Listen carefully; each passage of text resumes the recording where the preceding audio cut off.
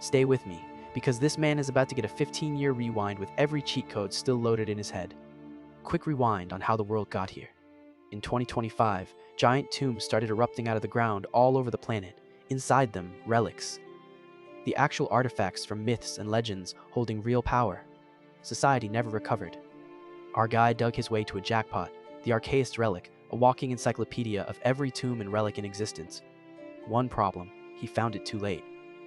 The early collectors had already monopolized the relics and written laws around their new toys. His only option was to work for them. Enter TKBM and its CEO, Kwon Tae-jun. On paper, Bro led an excavation team. In practice, he was a smuggler, a spy, and the best tomb raider alive. The relics he stole are what built Kwon into the strongest relic user in the world. And his reward for a decade of loyalty? Kwon got scared of how good the team was and shipped them into an impossible mission on purpose. His comrades got eaten. All of them.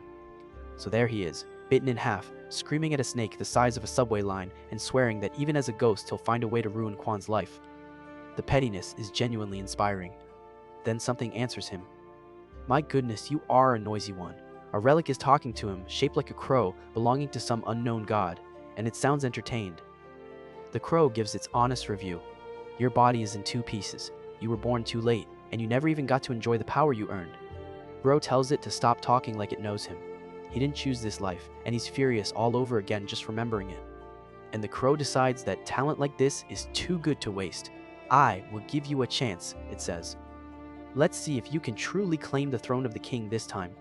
Cut to a police station. Bro wakes up mid-interrogation with both legs attached, 0 wounds, and a very annoyed cop demanding his name for the 5th time. He's too busy checking, he still exists to answer. Then he catches the date. January 1st, 2025, 15 years back. Before the tombs, before the relics, before a single god-rank relic ever surfaced. The world is still at peace and has no idea what's coming. And his memories are fully intact. Every tomb location, every relic, every trap, every betrayal. He can snipe every treasure on Earth before anyone else even knows treasure exists. This is speedrunning fate with insider information. His exact words? This is getting pretty exciting. The relic hunt starts immediately. So, after all that dying, our guy wakes up 15 years in the past, and where does his second chance at life begin? A police station. Truly, the hero's welcome. Quick recap of how Bro is feeling. The tomb that killed him was a trap set by his boss, Kwon Tae-jun, and instead of staying dead, he rewound 15 years with every memory intact. That means he is running life on New Game Plus with the whole strategy guide memorized. Every relic on the planet, he knows where it sleeps. And he wants all of them. Small problem. Right now, some furious mom is screaming at him because her precious high schooler got roughed up. She wants settlement money, or she wants him in jail. And Joo-hyun remembers this exact day. The kid started the fight, faked the injury, and past him groveled and paid up. A scam so clean, it almost deserves respect. This time, the kid swings at him and Bro just catches it. No thoughts, pure reflex. 15 years of tomb survival lives in these hands now. He tells the mom to calm down, points out her son started it, and drops a like mother like son on the whole family. The audacity is off the charts. Pay the settlement? He has no money, no tools, no relic, so he shrugs and says, "Lock me up then." A criminal record means nothing when the world is about to go lawless. And then it happens. Floating text appears over his head like a video game. Tomb Raider, Seo Joo-hyun, a lowly pickpocket who can't even wield a shovel. The system really said achievement unlocked, and the achievement is disrespect. Bro is getting roasted by a floating window only he can see. Then a skill window opens. Spy, rank F, lets him observe 1 meter around himself in detail. It is the exact same power his old relic used to give him. A quest window follows. Awaken the 4 skills hidden inside you and become a full-fledged Tomb Raider. He suspects the crow relic that watched him die is behind all of it. Meanwhile, a detective bails him out of the mess. Kim Jeon-woo, the older brother who raised him when he was an orphan. Seeing him young and alive again hits different. Joo-hyun fishes for intel, asking about anything paranormal. The detective's best lead is that his wife found his secret cash stash, which honestly might be a rank S ability. But the answer tells him everything. No relic users exist yet. The tombs are out there, unclaimed, and he is the only person alive who can already use skills. One thing stands between him and a world speedrun. He is completely broke. And then his eyes land on something, and he smiles. He just found his source of income. So, About that source of income, Bro walks straight into the art gallery of Park Hyung-tae, the street thug who kept a leash on him for years in his first life. Quick backstory. Joo Hyun needed cash in high school, worked for this guy and his sister, and they repaid him by holding his wages hostage and treating him like a dog until his mid-20s. So when the thug demands a respectful bow, our guy just stares at him like he's furniture. The disrespect is intentional, and it is beautiful. He announces his resignation, effective immediately, and before he leaves, he'd like his delayed wages and severance pay handed over right now. HR could never. The whole room bursts out laughing. Then the first guy who swings gets dropped so fast, the rest of them start questioning reality. They dogpile him, and it changes nothing. 15 years of tomb fighting against neighborhood thugs is John Wick showing up to a pillow fight. His only real concern is that this younger body can't take hits like his old one, so he needs to wrap this up fast, which is somehow more terrifying. Then the boss pulls a knife, and his own goon panics. Careful, Hung, that knife is for a trade. And Joo Hyun's eyes lock on. That knife is a relic. Fun lore drop.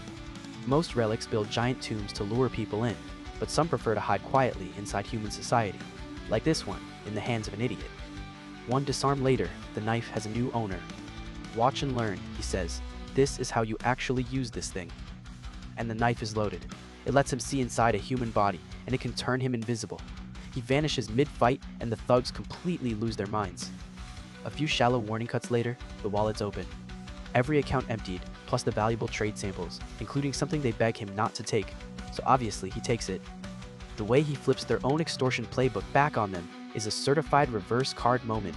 Wages, interest, and emotional damages collected in full.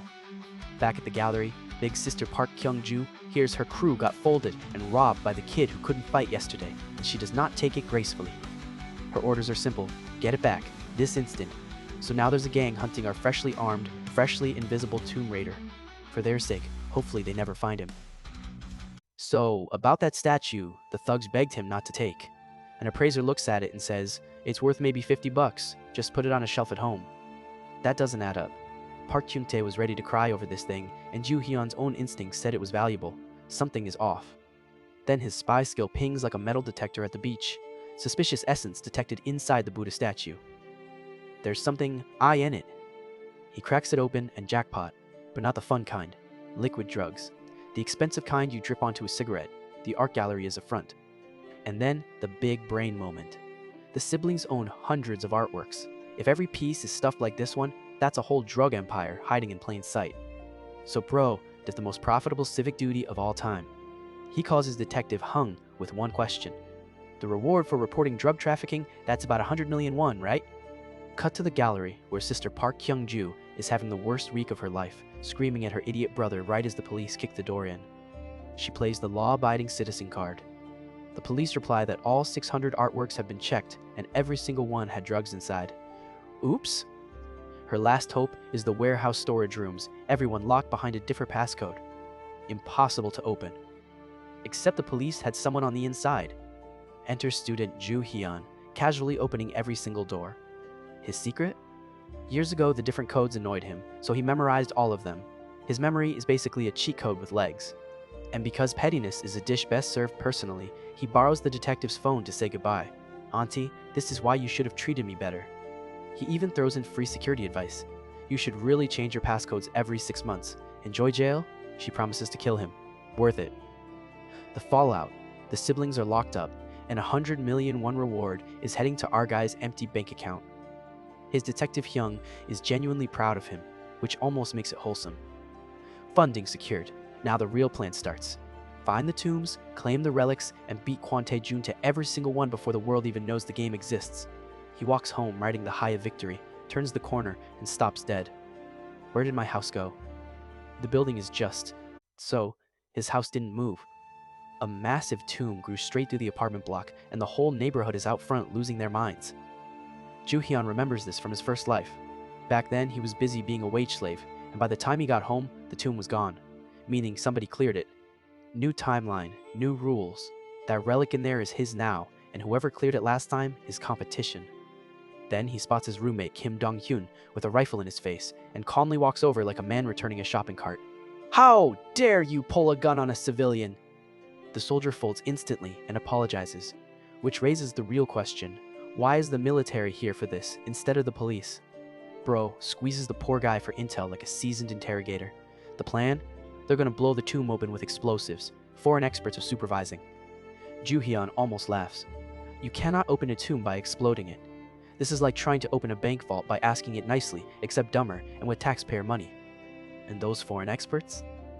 An American CIA agent named Linda Walker and Abe Kiyoshi from a Japanese excavation team having a very polite conversation full of knives. Lore drop.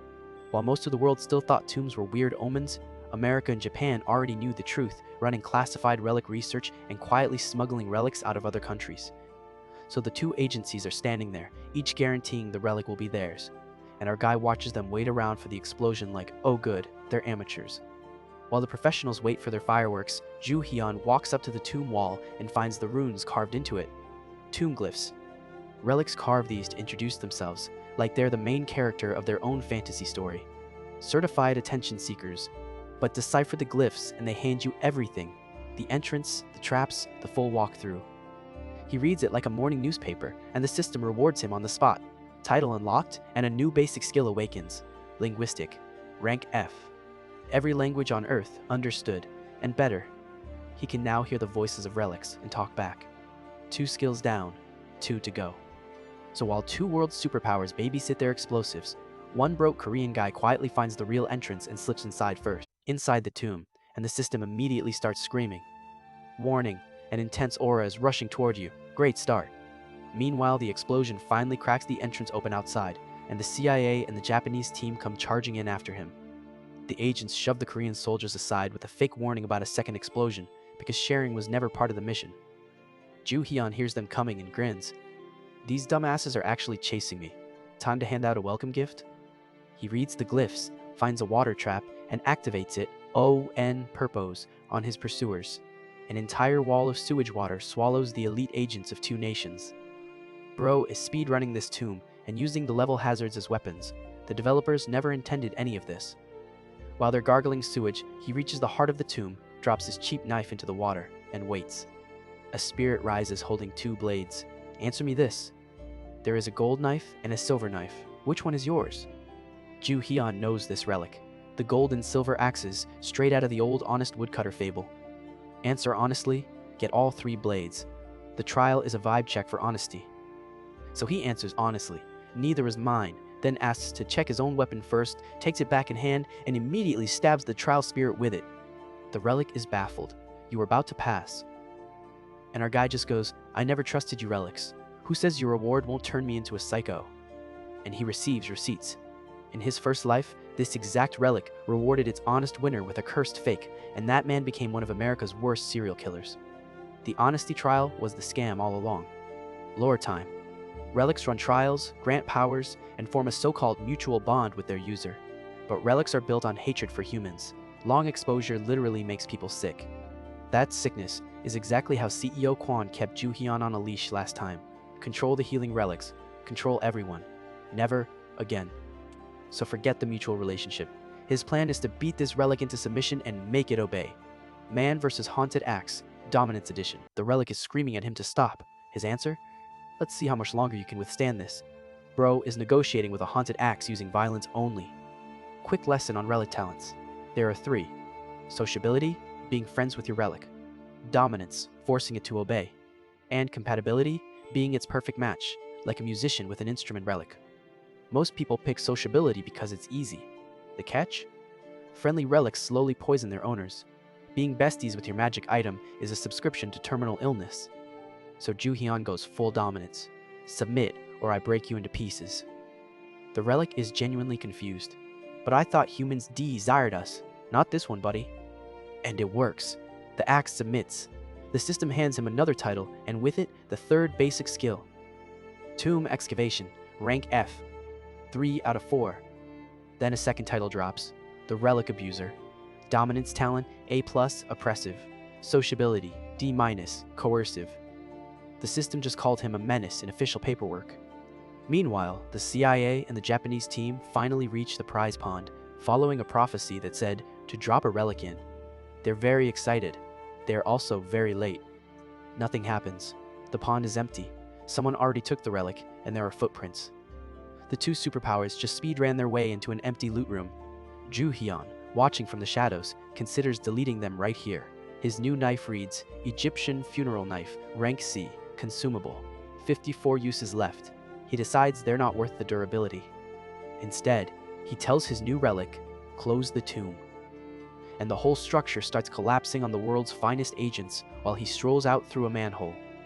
Outside, the giant mound is gone.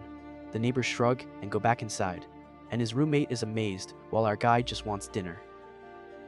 Casual world-class heist energy.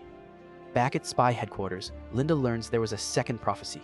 Someone in Korea would take the relic first, and her scholars missed it because they couldn't read the kanji. Elite intelligence at work. And that prophecy describes the thief with one chilling line, the person who will swallow the world. Foreshadowing does not get louder than this. Our world swallower, meanwhile, is on his laptop using his language skill to research CEO Kwon. Nothing useful yet. TKBM is still flying under the radar this early. Then he remembers he owns a whole gang of arrested art smugglers with connections. Time to squeeze them for intel on Kwon. Back with the unemployed thug squad, mourning their arrested bosses and swearing revenge on Seo Ju Hyun. Big talk. Then his name pops up on the phone and everyone's soul leaves their body. The saved contact literally reads, Bastard, Seo Ju Hyun. And the revenge crew's leader answers the call like a kid summoned to the principal's office. Bro skips the small talk. You're still in business, right? Good, because your new job is attending the Midas. The Midas is the world's largest secret auction house, hidden in Las Vegas, where the planet's greatest treasures change hands. And where CEO Kwon quietly bought his most powerful relics last timeline. The mission, find a man called Jack Kamen, Kwon Tae-jun's favorite alias. Bring back intel, get paid based on quality. Give false intel, get ended. Solid contract terms, honestly. The thugs try to refuse, and the negotiation ends the moment he asks where they are right now so he can come beat them into agreement. Suddenly, everyone's on standby. With the Kwon business handled, it's relic hunting time again. And the news delivers a disturbing incident in Yeongdong-po, the kind of dark omen that shows up right before a tomb does. At a convenience store near the site, someone starts yelling at him in Japanese to get out of the way. Guess who? The excavation guy from the Axe tomb, Abe. And his presence confirms everything. Japan's prophetic relic pointed here, which means the next tomb is about to drop in this exact neighborhood. Ju Hyun trolls him first in perfect Japanese, then plays dumb in Korean, and the guy short circuits. The language skill has fully become a bullying tool. Then he clocks it. Abe is carrying a relic, a bracelet and case, not even masking its aura. Amateur hour. And now Ju Hyun wants it. So he runs the oldest play in the book, a shaken beer can to the head, a fake apology, and a helpful, hey, you dropped your ID. Pickpocket grade recon disguised as clumsiness. Right on cue, the ground shakes and the tomb erupts out of the district while civilians scatter.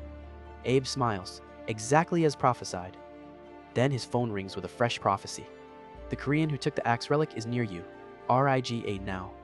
Also, and this part is weird, beware of alcohol. Beware of alcohol. The beer. The can to the head. You can watch the realization crawl across his face in real time. The tomb is open. Abe finally connects the dots. The beer guy, is the prophecy guy, and sprints off to hunt him down. Too late. Bro's already inside the tomb. And this tomb feels wrong. The aura is pure bloodthirst, nothing like the Axe tomb. Even our veteran gets the chills walking in. Worse, the relic dragged innocent civilians inside with it, on purpose, just to hurt them. Whatever lives here genuinely hates people. A hall full of broken weapons tells him exactly where he is. This is the tomb of Muramasa, the legendary cursed katana of Japan. History lesson at speed. Muramasa forged masterpiece blades, but the Shogun Tokugawa lost a grandfather, a father, and a brother to them, banned them all, and the cursed katana rumors were born. The tomb isn't waiting politely either. Warnings start stacking. The bloodthirsty aura is literally eating his skin. Clock's ticking. And then Abe catches up, pulls his gun, again, and demands the backpack. Ju Hyun's response is a masterpiece of customer service. Go ahead and shoot. I don't recommend it though. Abe pulls the trigger and the gun blows up in his hand. Rule 1. Of tombs, relics don't allow modern weapons inside. They want you to suffer old school. One judo throw later, Abe is wrapped up in a tomb trap, screaming, while our guy walks off with a friendly warning that the trap is going to be a bit bothersome. And during that throw, he emptied the man's pockets mid-air. The rope bracelet and the rice cake case, both stolen in a single motion. Pickpocketing as a martial art. The loot is from a Korean folktale.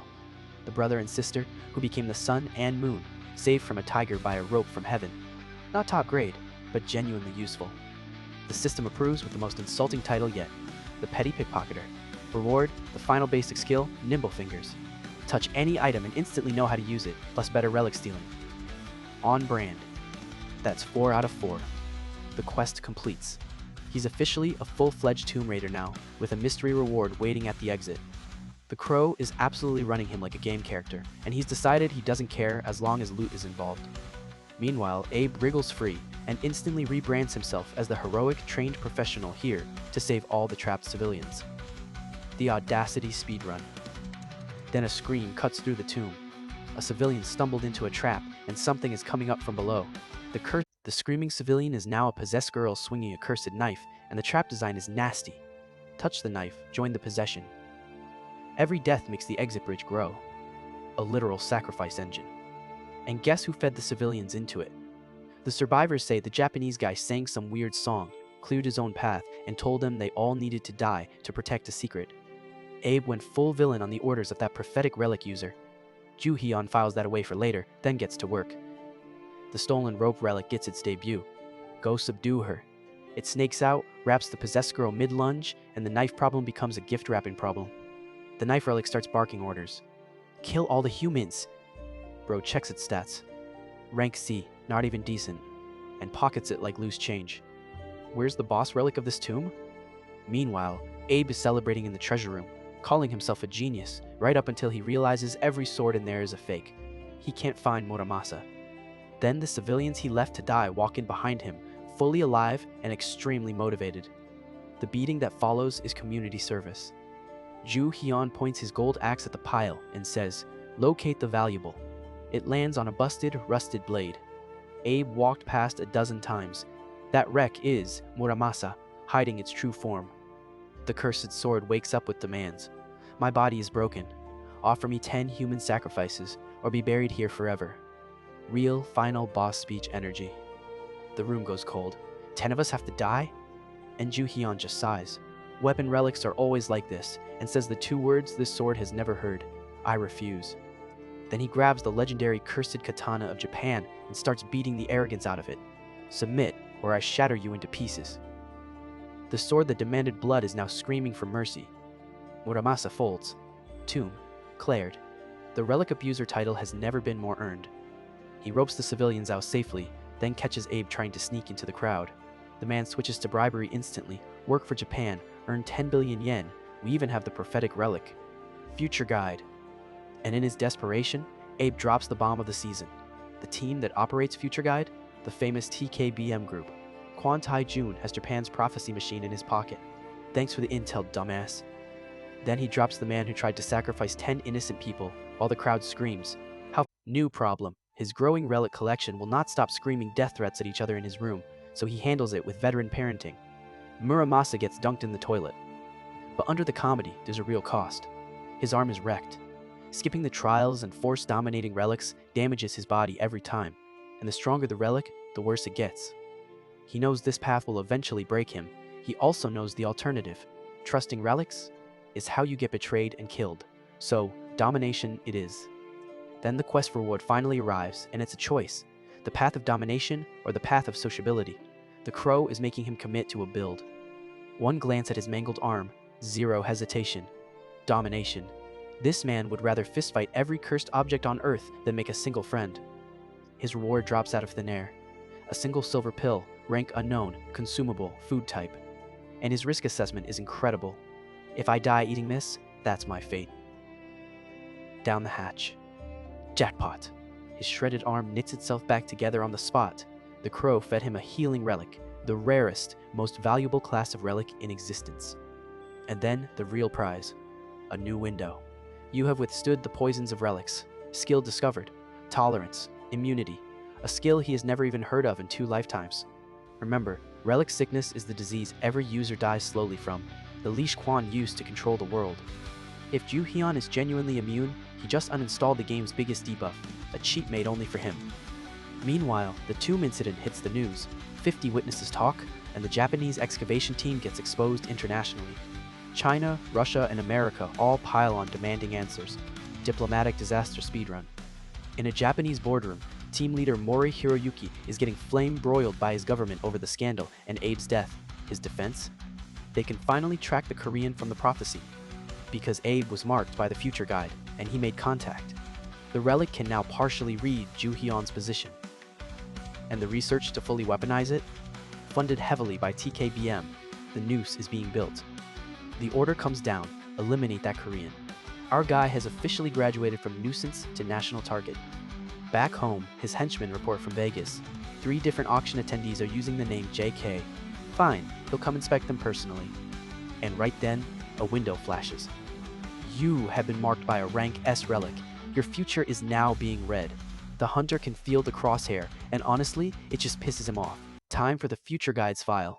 It's a prophetic sutra written by Prince Shotoku of ancient Japan, one of the first relics to skip the tomb business entirely and just pick its own owner. It chose a schoolgirl named Sasaki Yuka. She shredded it, burned it, threw it away. The book kept coming back like a haunted subscription she couldn't cancel. Then the Japanese government found out, put her family on payroll, and turned her prophecies into a national relic hunting engine. One problem? The girl can't read the difficult kanji, so half the prophecies come out garbled. In the old timeline, Ju Hyun knows she was eventually outperformed by a rival seer and killed. He was going to leave her alone, but they aimed her power at him and they work with Kwon, so the plan changes. His counterplay is diabolical. He starts writing curses at her. So when Sasaki opens her sacred prophecy book, it just says over and over, Sasaki will die, Sasaki will die, Sasaki will die. The poor girl is mid-anime binge when her magic book turns into a death threat generator. Bro found a way to send threatening texts through a divine artifact. It's bait, of course. He flies openly into Haneda Airport, moving slow on purpose, letting their incomplete tracking see him, making himself the shiny object. Captain Mori takes the bait and plans the first move, sends Sasaki herself to make eye contact with him, which would complete the future guide's marking and expose his entire future. Their pitch to the terrified girl: he doesn't know your face, just look at him once and leave. What could possibly go wrong? So Sasaki walks in disguised as a waitress, makes eye contact with her would-be killer, and completely malfunctions. He's even more handsome than her anime crush. Instead of retreating, the deadly prophetic asset closes the door on her own backup and asks, "Oppa, can I be your fan?" The entire Japanese task force watches their operation die of a crush. She even breaks out a translation app and slides him a note reading, "I fall in love. You and I, friend, okay?" The most powerful seer alive, everyone. Ju Hyun is horrified, then realizes what he's actually looking at. The enemy's most valuable relic user just delivered herself to his table, alone. The soldiers finally storm in and meet the rope relic he'd rigged around the room before any of them arrived. He knew you'd try something, so he set the trap first. Batman with prep time behavior. With her guard's gift wrapped on the floor, he turns to the tied-up seer with a smile. "Anyhow, shall we go on our date?" Kidnapping has never sounded. The date begins, and it's the funniest kidnapping in history. He charms her with, "Let's escape together and give those boring soldiers a hard time," and she skips along thinking he's actually nice. The nice act lasts exactly until they're far enough away. Then the voice drops. "Don't make a sound. Hand over your cell phone. Tracking devices, deleted." And the mask comes all the way off. "Did you really think I wouldn't know who you are, future guide user?" Sasaki realizes she walked herself into the lion's den. Location: a couple's room cafe, because privacy. He binds her with the rope relic and delivers the most terrifying reassurance ever. "I was going to slit your throat with Muramasa, but you were dumber than expected, so here we are." Then, the actual heist. She claims she left the future guide at home. He points at the tattoo on her arm. "Touch it and call the book. It teleports to you." She didn't even know her own relic could do that. New job: copy out every prophecy in the book, line by line. Miss one line, die. The world's most powerful oracle reduced to detention homework.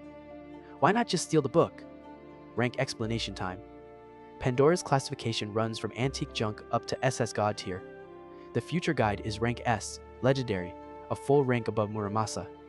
And dominating Muramasa nearly cost him an arm. Forcing a rank S right now, with no healing relics on hand, could cost him everything. Even the relic bully knows his limits. Meanwhile, Mori's soldiers storm the building, sweeping room by room. The clock on this heist is nearly out. One full notebook of prophecies later, he says, "That's good enough." She perks up. "You'll let me go now?" And he answers with, "One more thing." She panics and bargains. "I'll write more. Isn't it better if you don't kill me, Appa?" But his target was never her. "You thought you were using the relic," he says. "The relic was using you." And then he does the unthinkable. He destroys the future guide. Japan's rank S national treasure, torn apart screaming. In the old timeline, that book got her killed. Destroying it is, genuinely, the only way she survives. The cruelest act in the room is also the kindest. That's this man in one scene. The system showers him in windows. Title unlocked, Destroyer of Evil Relics. Spy skill promoted to rank E. And one cryptic new line, "You have become aware of the giant hunter." Right then the door bursts open. Mori's men find their oracle tied up and their legendary relic in shreds. "Kill him." "Kill him," they said. His counter? He tosses Abe's old mochi relic into the squad. The housemaid's delicious mochi, a treat so magically irresistible the trained soldiers turn on each other. And they D.O. Grown men with rifles screaming, "That's my mochi," at each other while their target teleports away.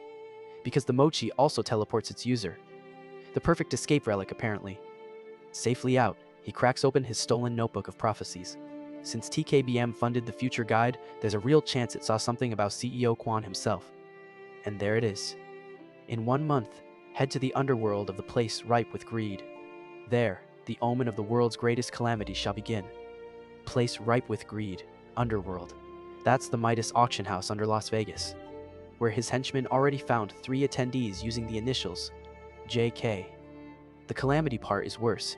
In his first life, the Great Catastrophe was the event that put tombs on every news channel on Earth. But that's not supposed to happen for years. The timeline is moving early. And the final line, "The God who understands your greed shall ask for your cooperation." A god-tier relic at that auction. Possibly the very thing that made Kwon untouchable last time. Not this time. Cut to Japan doing damage assessment. Their oracle is bedridden, the future guide is confetti, and Captain Mori's elite squad shot EACH, other over a rice cake. The chairman is having an aneurysm in real time. TKBM's reaction is scarier. No revenge, they say. Anyone strong enough to destroy the future guide is worth recruiting. Just keep tabs on him. Money solves everything. Kwon's shadow grows. 1 flight later, Las Vegas. His 3 thug henchmen are stuck arguing with a doorman in a language they don't speak, dressed like they got lost on the way to a pool hall. Ju Hyun glides past in flawless English, vouches for his guests, and takes the report. 3 JK candidates, and 1 profile is unmistakably Kwon Tae-jun's fake identity. If Kwon is attending personally, something huge is on the block. But the catalog shows no god-tier relic, just interesting entries like the Code of Hammurabi and Shakespeare's pen. So naturally, he announces he's bidding. His henchmen nearly faint. Starting bids here run over $8 million, and they came broke, just to network. His response? "Did you forget what city this is?" Then he walks toward the casino floor with the confidence of a man who can see 1 meter into everything. A man with X-ray vision, perfect memory, and 15 years of foreknowledge is about to play Vegas. The house never Vegas. Meet Ju Hyun. Slot machine counter, 68 million and climbing, with a crowd gathering to watch a man who has literally never lost a spin. Security searches him and finds nothing but a cute golden souvenir knife, which is, of course, the golden axe relic in disguise, loudly complaining about its embarrassing form where only he can hear. The trick, the golden axe detects wealth.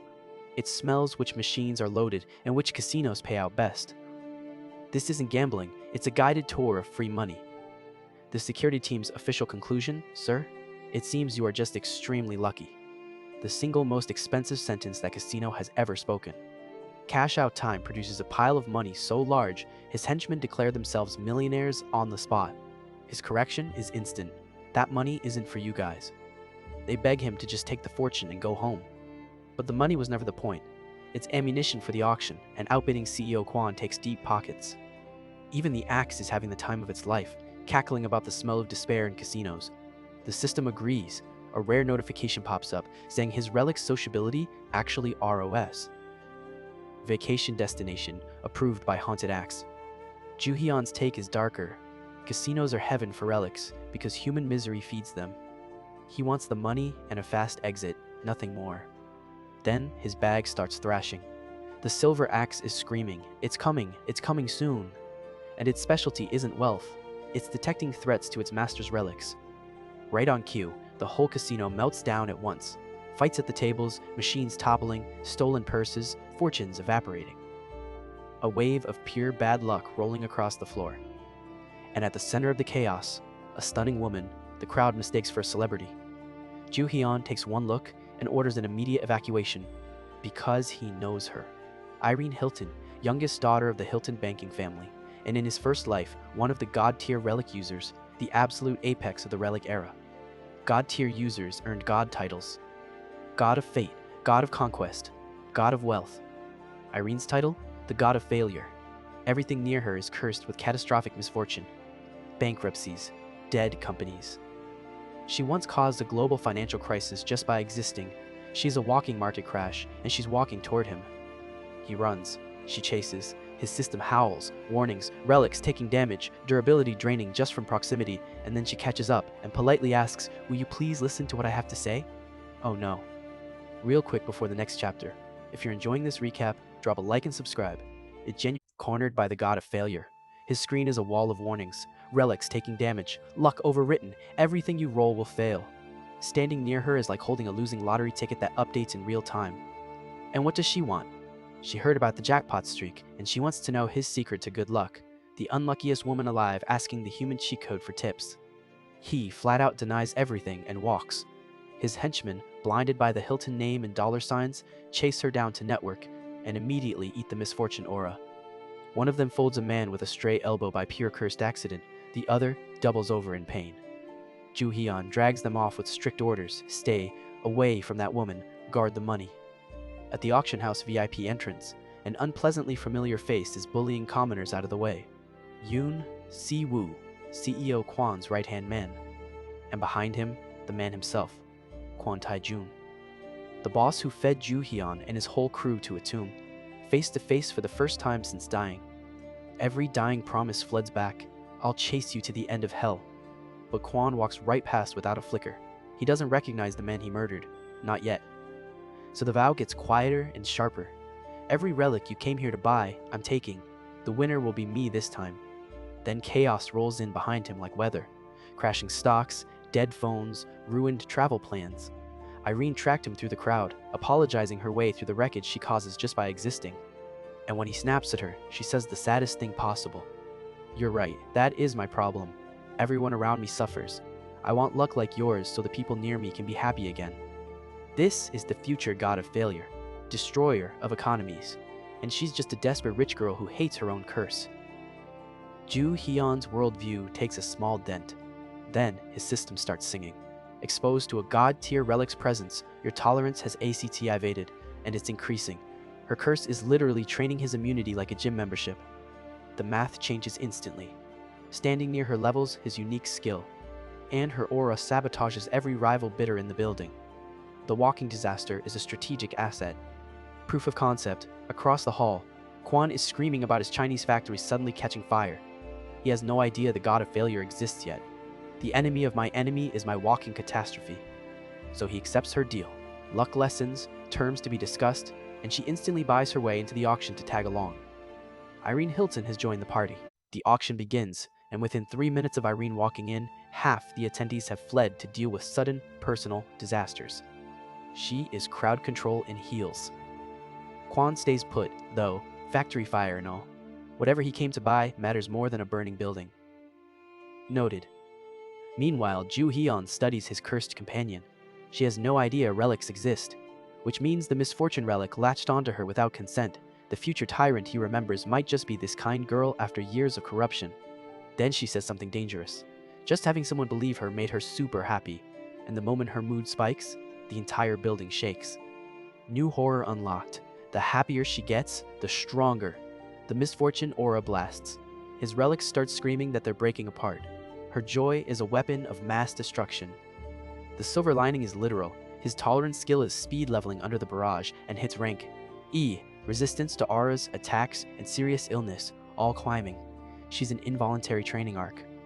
So he manages her like a thermostat. Compliment when he meets chaos, gentle reality check when his own gear starts cracking. Morally gray? Extremely. Effective? Completely. And the plan works. Aura-drunk millionaires bid like maniacs on useless junk all through the first half, torching their budgets, leaving the second half's real relics for him at discount prices. The Hall, the Code of Hammurabi, Shakespeare's pen, Marie Antoinette's necklace.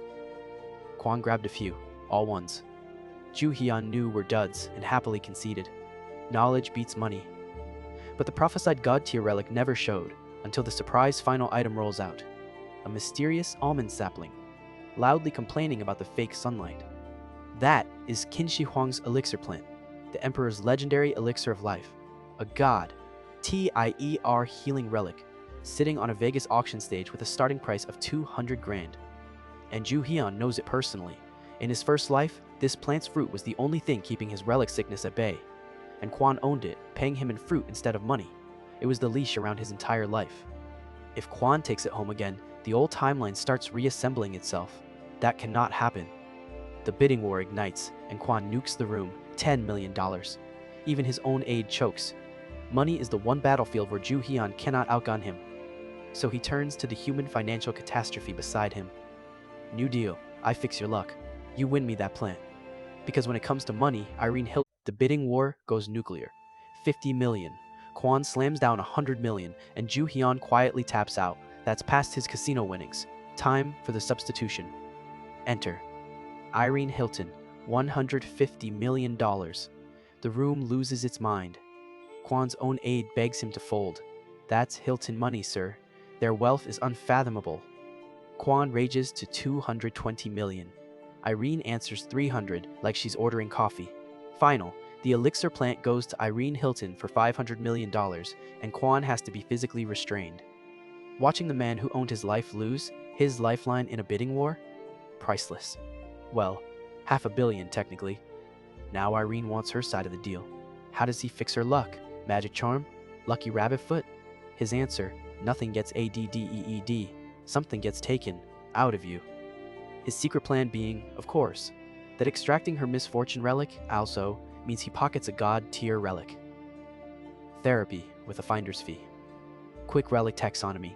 Expendables. Anyone can use until they wear out. And possession relics. Unlimited, master-bound, marked by a tattoo on the owner's body. All the monopolized superweapons of his old life were possession types.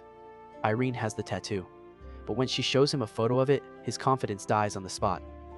Her relic is parasitic. A rare type that forcefully lives inside the user's body. And it's not even the misfortune relic he expected. Whatever is inside Irene Hilton, he can't identify it, and he definitely can't rip it out of her. First real wall this timeline has thrown at him. Plan B, if you can't loot the god, befriend the god. He gives her his number and promises to solve it together. The most dangerous woman on Earth is now officially an ally. Payment time for his auction haul, and his henchmen aren't answering the phone. 3 thugs, bags of cash. You already know. Cut to said henchmen halfway across town, wheezing under money bags, declaring themselves filthy, rich, and free. 10 seconds of the greatest heist of their lives.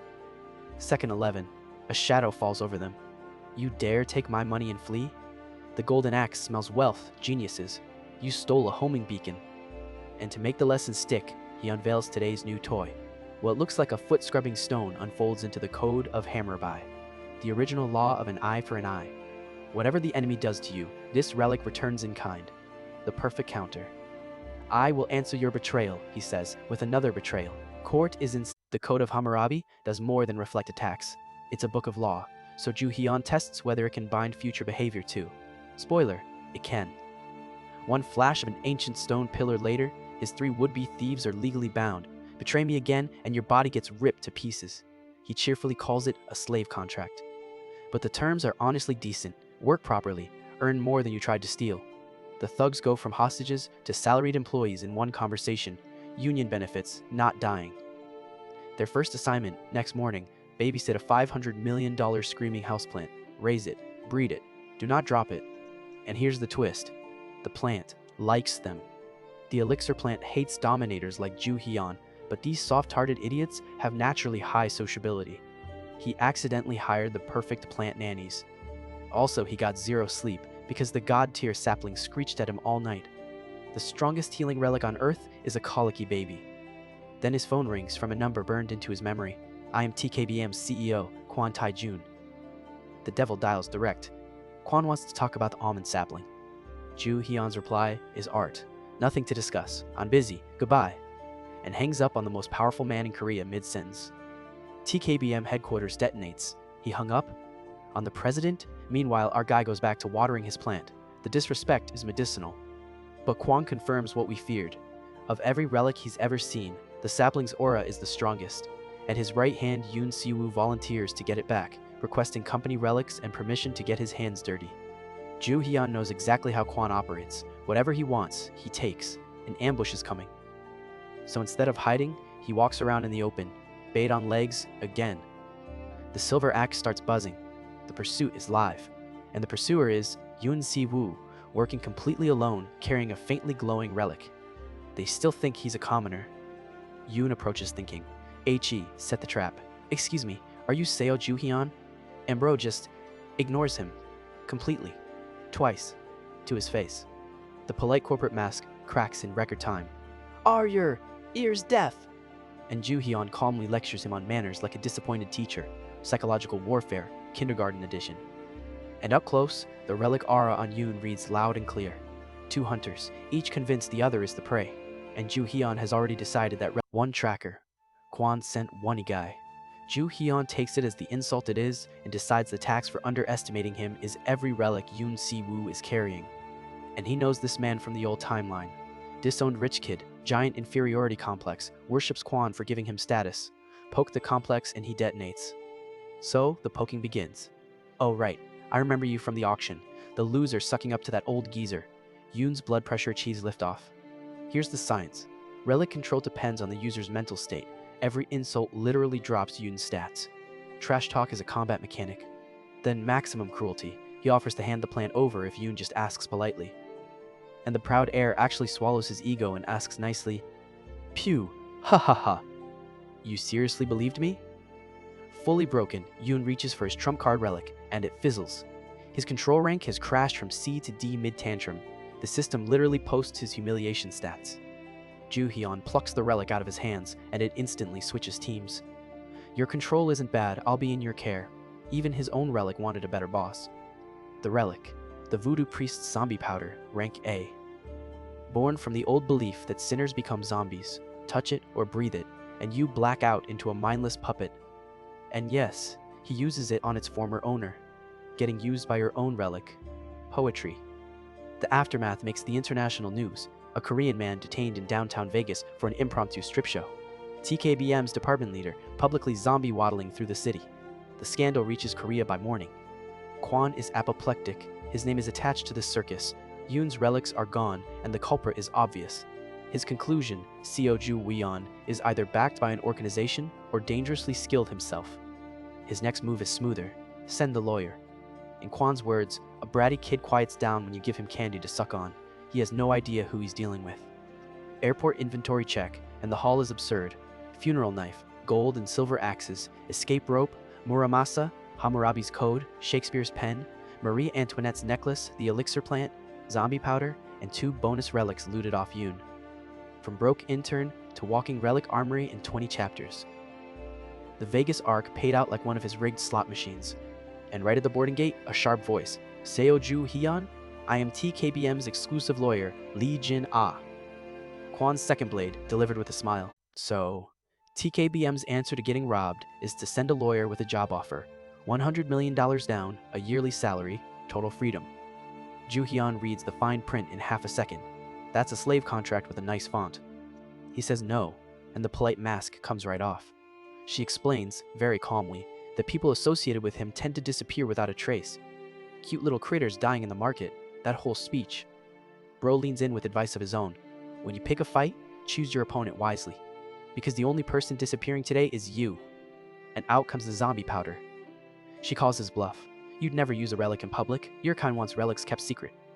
Wrong customer. My guy dusts her in broad daylight and tells his crew to film it and post it online. He genuinely does not care. Turns out her relic control is high enough to shake it off, so she escalates. A full water cannon blasts across the cafe. Except, our guy is holding the code of Hammurabi. An eye for an eye. Her own attack gets flipped straight back into her face like an Uno reverse card carved in stone.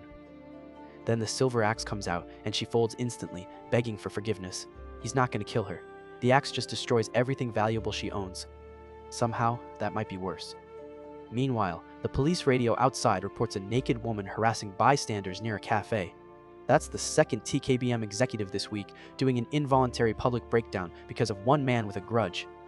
She also dropped her loot on the way down. The crew scoops up the Paris Montmartre Painter's Ink, a rank B relic, straight into the collection. And then a voice nobody else can hear starts talking to him. Follow my voice. This place will fall into chaos. It's the relic that regressed him. Bro's response? Absolute fury. You threw me into the past with zero warning, turned my life into a knockoff video game, and now you want to chat? The relic warned him for a reason. Because the man himself walks in. Kwon Tae-jun. The final boss music might as well be playing over the cafe speakers. Kwon shakes hands with the crew, and their bodies just lock up, frozen where they stand. He's dominating humans with a relic, mid-pleasantries. Ju Hyun breaks the hold and suggests, politely, that he stop touching other people's subordinates. So why is the old man like this? A prophecy says the world will one day learn relics exist. Kwon hates that, because he still has plans for his toys. His solution is beautifully simple. Erase everyone who knows. Delay the prophecy. Isn't that a wonderful reason to get rid of you? He triggers his relic to banish the whole crew to an alternate dimension, and nothing. No flash, no portal, no disappearing.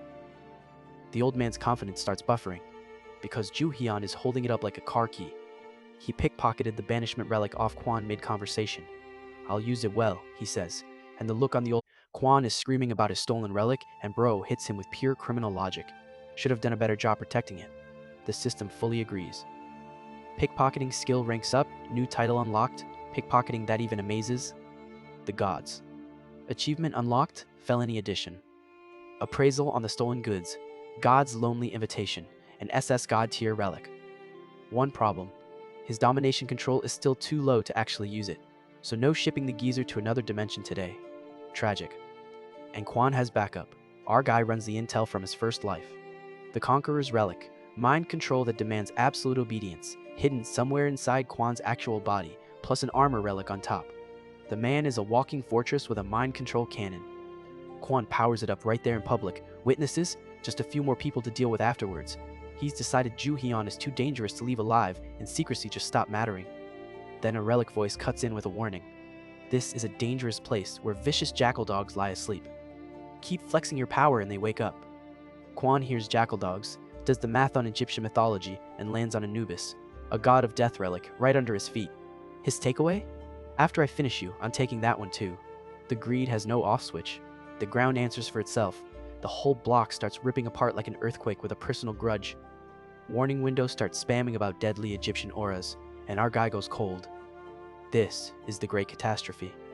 The exact event that kicked off the relic apocalypse in his first life. Ancient tombs erupting out of the earth and swallowing cities whole. Las Vegas, Tokyo, Seoul. Giant tombs punching up through every skyline at once. The world itself is turning into one enormous tomb, and it's starting years ahead of schedule.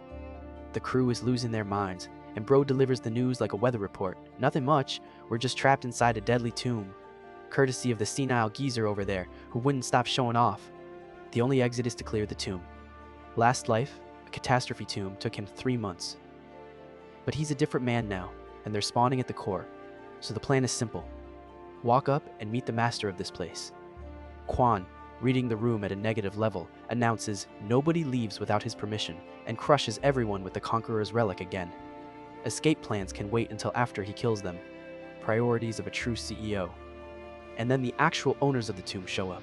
The mind control fizzles out instantly, crew freed, because standing there is Set, god of the desert, chaos, and evil. A god-tier relic so vicious it's famous for destroying the life of every human who ever owned it.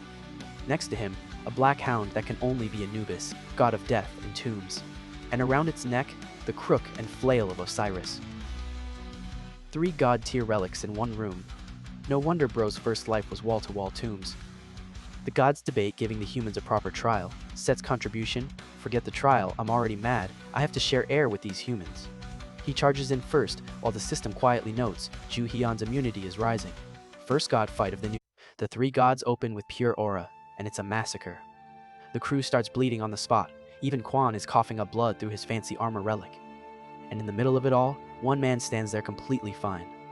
The immunity skill is carrying, and Bro rubs it in. Call it the difference in our skills, geezer. He tells his people to fall back and take cover. The good news, the gods consider them too worthless to chase. The crew isn't sure whether to be relieved or insulted. The gods laugh at his little low-rank relic, so he answers with the code of Hammurabi and slaps their own aura right back into their faces.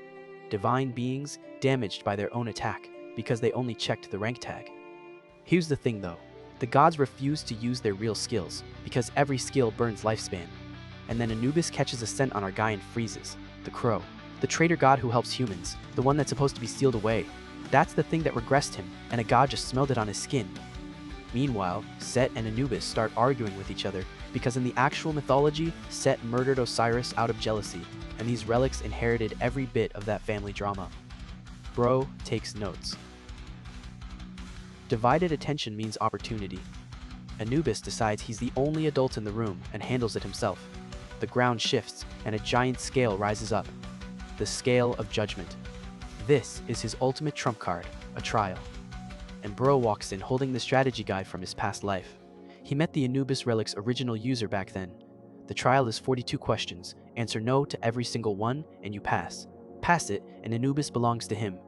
The kid who passed said the questions were child level easy. New game plus with the answer key, right? Question 1. Have you ever committed an act of theft? The man is a professional tomb raider with a god tier pickpocketing title. He has committed a shipload of theft this week. Question 2. Have you ever lied? Yes. Beaten anyone? Yes. Destroyed someone's property? He deleted a lawyer's entire net worth an hour ago. Coveted someone else's wealth? That's his job description. It's a 42-question integrity exam aimed at a career criminal. And then it clicks. The questions weren't easy. The kid passed because a child hasn't lived long enough to sin.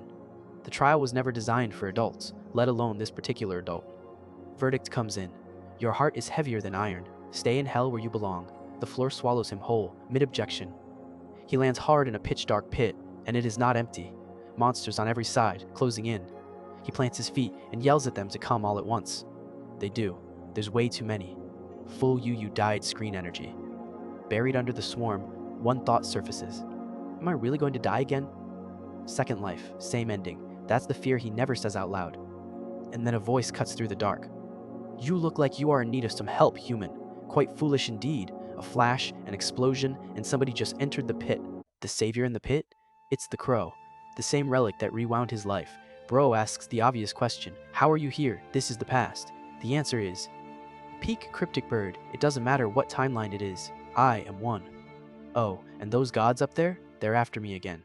Then the crow decides it would be funnier to beat Egyptian gods using Egyptian powers, borrows the power of the sun god, Ra, and rips Anubis's entire judgment space open from the inside. Someone's personal domain torn apart like wrapping paper. The gods outside recognize that power instantly and start screaming. The thief, Crow. The traitor who sided with humans, destroyed their brothers, and absorbed their powers. The one who is supposed to be sealed away forever. Bro is standing there learning his mysterious bird sponsor, has a war crimes record. Set and Osiris panic hard enough to burn their own lifespans and unleash their real powers. And the price tag is global. The dead will rise from all over the world. Every graveyard on the planet just became a problem. The crow taps out. I cannot help you anymore, human, and Bro just nods. I know, I didn't expect you to. Even the crow is impressed at how unbothered this man is. Here's why he's calm. Unlike his first life, he has relics he can actually use in here, and he knows the gods' dirty secret. Their true forms are just objects. Objects that can't move by themselves. Find the object, own the god. And the objects are real. Set's pile. Osiris's hourglass. Anubis's Ankh cross. 3 little artifacts hiding somewhere in this tomb, while an infinite army of the dead does all the fighting for them. Bro carves through the horde and pulls out his backup blade, the possessed knife of an Egyptian mortician, and the knife wakes up, screaming with joy. Lord Anubis is near! I feel so powerful! I feel like I am home! Sir, you are a weapon. Please act like it. But a fanboy knife is also a compass. It can feel exactly where Anubis is, so the plan writes itself. Lead me to him. Let's go say hi. Cut to the god's hiding spot, where Anubis is still recovering and the three true forms are busy discussing how to warn everyone that the relic predator Crow is back. Mid-sentence, Set screams, "How did you know?" "Because a human is standing right there." The knife delivered. And Bro doesn't open with negotiation. He smashes Set's true form first. Osiris can barely process what he's watching, a human manhandling a god. Then comes the actual request, delivered like a customer service complaint. "Open the trial again. I think the results were wrong last time." The audacity is off the charts. Anubis sputters that no human has ever gotten 2 trials, and he'd fail again anyway. Bro's counteroffer is simple. Change the list of questions. Unless you'd like to be shredded into pieces. He is straight up extorting the god of judgment into rigging his own exam, and so the trial reopens, and it is visibly worse for wear. The scale is smaller, the 42 juries are chipped, and Anubis is flinching through the whole setup. When he tries to comment, Bro cuts him off with 2 words. "Shut up, doggo." New trial format. Anubis asks exactly what he's told to ask. Question 1. Have you stolen from others? Anubis loses it, screaming that this destroys the entire point of posthumous judgment. Bro's rebuttal is airtight. "This isn't posthumous. I'm not dead, idiot." Now repeat after me. Poor dog god has a full existential crisis. Why don't humans want to own us? Do you not care if I shatter? And Bro's answer is genuinely unhinged. "Oh, I will own you. If that doesn't work out, I'll destroy you. If you break, we weren't meant to be together." Simple. He also enforces a politeness policy. No swearing, and address humans with respect. So the god of death, through gritted teeth, asks, "Have you committed theft, sir?" "Yes. Yes, I have."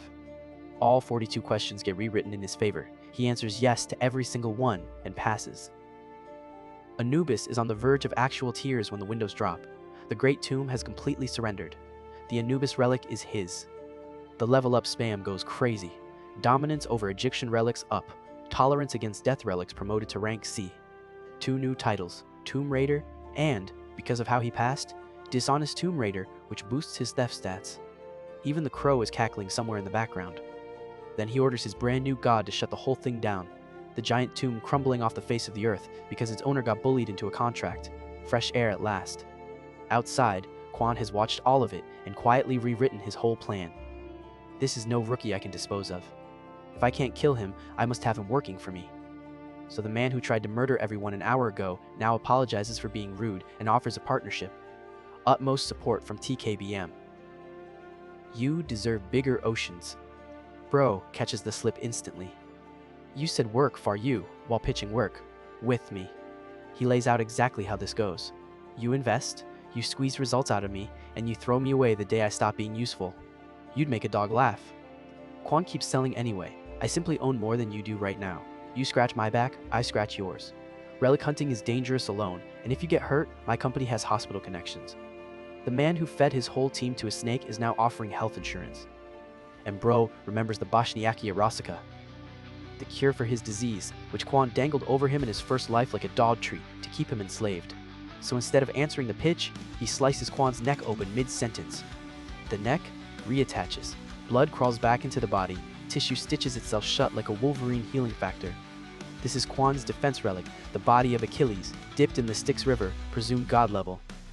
And like the myth, there is a weak point somewhere. Bro just has no idea where it is on this man. Quan dusts himself off. Now do you understand why you are beneath me? I'm not asking for a fight, I'm trying to be your ally. Isn't your answer obvious? And Bro agrees. It is the obvious choice, but I don't want to. Just think of it as me hating your face. Then he charges Muramasa, the blade that grows stronger, the higher its opponent's rank. Against the god-level body, that's a very interesting math problem. Have you heard of mutiny, old man? Full power stab, Quan screaming, and Here's what that stab actually was. Maximum domination pushed through. Muramasa multiplies its power several ranks past its actual level, and the price is the blade itself. The sword breaks. Bro knew it was reckless, but letting his arch-enemy stroll away in one piece? That was never happening. Damage report. Quan's Achilles body and his domination relic both took massive hits, and the old man is out of commission for a good while. The cost, Muramasa completely shattered, and the code of Hammurabi cracked from reflecting the counterattack. All that, and the geezer still isn't dead. Extremely annoying indeed. The crew crawls out of cover. sees the body on the ground, and asks the obvious question. Is he dead? Bro's answer drips with disappointment. I wish, but no. Leave him. He'll be stuck in a hospital for a while. I'm hungry. Let's go eat. The man just fought a god-level body and his next thought is lunch. Meanwhile, the world is having its worst news day ever. Mummies climbing out of the ground, people firing superpowers out of weird objects, every channel covering it live. The Relic era just went public, exactly like the prophecy said it would. Back home, his relics are laid out on the bed complaining like grumpy grandpas. My body is about to break. Aren't all of us about to break? And they're right. Half his arsenal is at durability 0 after that fight. His solution? Quote, useful friends. He calls Irene and opens with, I found a way to dissolve your curse. Has he? Absolutely not. But it's not a complete lie, he reasons, since he does plan to look harder. Right after she finds someone for him. The target, Yuji-ha, the best relic restorer of his previous life. Broken relics can't be fixed, except by the rare restoration relics, and this man monopolized that entire market. Business nickname, the Fraud King. He was also on Bro's old tomb raiding team, which is exactly why he wants him early. Recruit the restorer, and broken relics stop being a problem for the rest of his career. The crew watches him plan this with a certain look on his face. Their words, not mine. That is the look of a slave trader. Irene arrives to help, in a private helicopter, apologizing for being late because the roads were damaged. The roads that she doesn't use, because helicopter. She's never heard the name, he's probably on a fake ID. So Bro tries the collector angle, and jackpot, her brother collects art. He shows her the photo, and she recognizes him instantly. That's the guy who scammed my brother a month ago, sold him a fake art piece. 20 people ended up owning the same painting. The Fraud King, already running scams in 2025. But then, Irene drops the record scratch. You won't find him anymore. He died. Car through a guardrail, off a cliff, police report and everything. And Bro's math refuses to accept it. Jae-ha should be 26 right now, 5 years away from even meeting him. Then, the bigger realization lands. Last life, the Great Tomb relic was Indian. This time, it was Egyptian. The timeline is drifting off script, and his strategy guide just got less reliable. Doesn't matter. He needs that restoration ability, so the hunt is on anyway. His logic is beautiful. He is a tough one. We must have hope. Sir, the police declared him dead. The world has fully entered its relic era. Governments announcing research programs, news running around the clock, and in a private hospital suite, Kwon is having the worst recovery of his life because his body is refusing to heal. The immortality relic itself got damaged in that fight. He knows exactly whose fault that is. Then, a visitor strolls in. Edward, weapons dealer, information dealer, loyalty dealer to absolutely no one. He's already sold the story of Kwon's airport tomb disaster to his angry clients, and he says it right to Kwon's face. I must give accurate information to earn trust. This man invoices both sides of every war. But Edward also drops the useful part. A damaged relic can be fixed, and he happens to know a relic restorer. He'll make the connection, because a healthy Kwon keeps buying. On his way out, Kwon hands down one order. Find out who Seo Ju Hyun is. Cut to a very alive Yuji, picking up Edward's call on the first ring. Edward reads it instantly. You answering this fast means you're out of money. Buhaha, you know me too well. The dead man is broke. The death story? He got caught mid-scam, so he faked the car crash, paid everyone off, and has been hiding indoors going stir-crazy ever since. Edward sums him up perfectly. You faked so many things, you faked your own death, and Jae-ha takes it as a compliment. The job, relic restoration for Chairman Kwon of TKBM. Guaranteed money. Jae-ha signs up on the spot. So now the exact restorer our guy is hunting just became Kwon's repairman. Both arch enemies, one freelancer. Meanwhile, Bro and the crew arrive at the address. Irene dug up. An art gallery. The crew asks if he really thinks a dead man is in there. He's not that easy to kill. Let's go in. The receptionist gives the official line. Our CEO died in a car accident. So sorry. Bro can literally feel relic energy in the building and almost blows it by asking out loud. Isn't he just playing dead? The crew has to physically elbow him. We're here to lure him out. Use your brain. So the performance begins. He dumps over 10 broken relics on the counter, a few of them visibly Egyptian god level, and plays the desperate rich idiot. All very valuable, all broken. Doesn't have to be Jae-ha. Maybe you can fix them? The receptionist's eyes turn into slot machine reels. She excuses herself to the restroom, which means the phone. This is Yoon Min Hai, Jae-ha's assistant, exactly as greedy as her boss. Jae-ha's answer to the TKBM conflict of interest? He hears god-level relics and easy marks and decides he'll craft perfect fakes and swap out the real ones, just making some spare money. And so the deceased CEO resurrects directly into his own lobby, apologizing for the wait like nothing happened. He graciously offers to take all the relics to the restoration room. For machine inspection, you understand. The crew is internally screaming as she wheels away literally everything their boss owns. What if they just run with it? Bro doesn't blink. A good bait hooks a good fish. He handed a fraud king his entire arsenal. ON purpose. And when someone points out he now has zero leverage if this goes wrong, he just shrugs. Think of it as a bet. Let's see if the plan fails or succeeds. Con artist versus con artist. In the back room, the fraud squad is celebrating their jackpot. Jaeha's tool of the trade comes out, the secret signature of a counterfeit painter, a rank B Esper relic. Touch any relic while holding it, and you produce a perfect copy. Shape, aura, even some of the function, undetectable for 12 hours. One problem for the scammers. Bro is living this life for the second time. He knows exactly which relic Jaeha owns, and exactly what the swap looks like. He predicted this con before he walked in the door. The pricing adds insult. 10 million won per scratch. The crew calls it a scam. Bro isn't bothered because, quote, I won't be paying him. Everyone in this building is running a con on everyone else. The assistant returns with an Oscar performance. So sorry, the relics are too badly damaged to fix. And Bro flips the table instantly. This woman fearlessly swapped my relics with fakes. Busted, mid-con, zero hesitation. She folds in about 4 seconds, points at the room with the real ones, and blames her boss. And somewhere in the building, the fraud king hears his cover collapsing and makes a run for it. He doesn't get far. A possessed rope relic snatches him mid-escape, giggling, "Play with me," human, while it ties him up like a birthday present. Bro walks past the screaming to collect his stuff first. Priorities. Then he opens Jaeha's personal vault. First try. Jaeha is shrieking, "How do you know my password?" Second life advantages don't need explaining. Quick, tragic backstory. Jaeha wasn't always like this. He was a genuinely skilled artist at a top American school, until his tutor, Richard Chang, stole his entire art style and wrote it to world fame. Nobody believed the unknown student.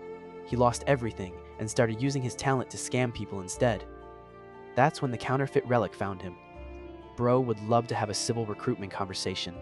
The recruit is currently hanging upside down screaming insults about castration. Persuasion is officially off the table. So out comes a different relic. Shakespeare's childhood pen. Whatever you write with it becomes real. And Bro starts writing a short story titled 16-Year-Old UJ.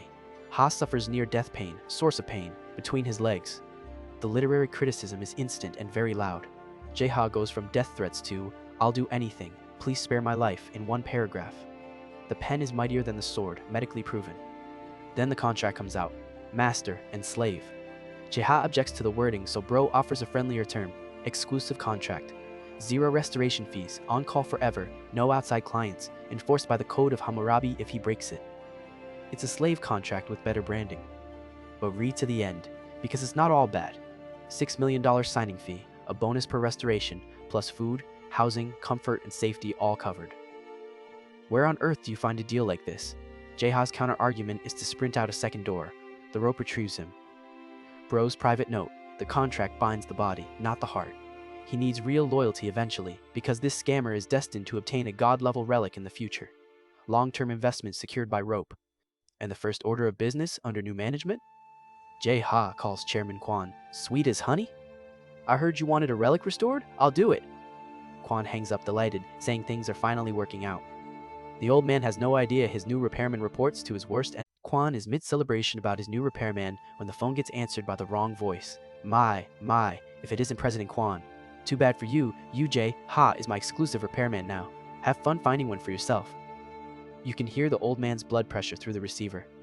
Jaeha, still tied up in his own trashed office, wants to know why he'd ever work for the random maniac who did this. Fair. So Bro tries diplomacy. Full introduction, name, city, occupation, leader of a new excavation team, planning to seat you as repairman. Alright, your turn. Jaeha refuses to play, so Bro does his introduction, FORM. Art major, studying abroad, once a fantastic artist with a real passion, now scamming people from the slums of LA with fake artwork. Copying styles for a living, just like the famous artist Richard. That name detonates him. Richard was the one who copied ME. He didn't just copy the paintings, he copied what I was thinking. like he was reading my mind. There's no way, and Jaeha trails off because he's never been able to explain that part. Bro can explain it. There is a way. Richard is a relic user. His relic lets him become a person of his choice, copying their knowledge and ability perfectly. The mind reading wasn't paranoia, it was literal. Then the offer. I'll take back the art style and the reputation Richard stole from you. In return, you work under me. It's the one thing Jaeha wants more than anything on earth. Checkmate, right? Almost. Jaeha asks for time to think it over, which translates to, let me check if the other side will offer the same. Bro clocks the scheme instantly, lets him go anyway, and even hands him a protective relic on the way out. Can't have my future employee damaged. Jaeha's reasoning is pure business. Same contract terms, but one guy is a lone lunatic and the other runs TKBM. Kwon is 100 times better, obviously. So the next morning, he walks straight into Kwon's office with his condition ready. The condition: expose the world-famous artist Jean Richard, and Kwon starts LA Yujing. Unfortunately, it seems you chose the wrong person. Then he picks up the phone and dials Richard directly. Hey Richard, I just heard an interesting story about a Jaeha. Here's what bro knew all along. Kwon and Richard are old friends. In the previous timeline, both of them were core members of an organization called Pandora. The contract was never going to happen. That's exactly why he let Jaeha walk into it. Batman with prep time would take notes. Richard's voice comes through with zero warmth. Didn't I tell you to live like a dead man if you don't want to become one? Kwon's guards grab Jaeha on the spot. Make sure nothing breaks, he has work to do. The job interview just became a kidnapping. Desperate, Jaeha hurls the protection relic bro gave him at the guards. And nothing. It does absolutely nothing. It was never a protection relic. It was a prop. Because this is the plan. Let him taste exactly what working with Kwon means, then appear at the precise moment of maximum despair and ask one more time, won't you completely? COMPLETELY. Come over to my side? Bro's own assessment of how it's going, watching from the shadows, beyond the line of success. I think he fell for me.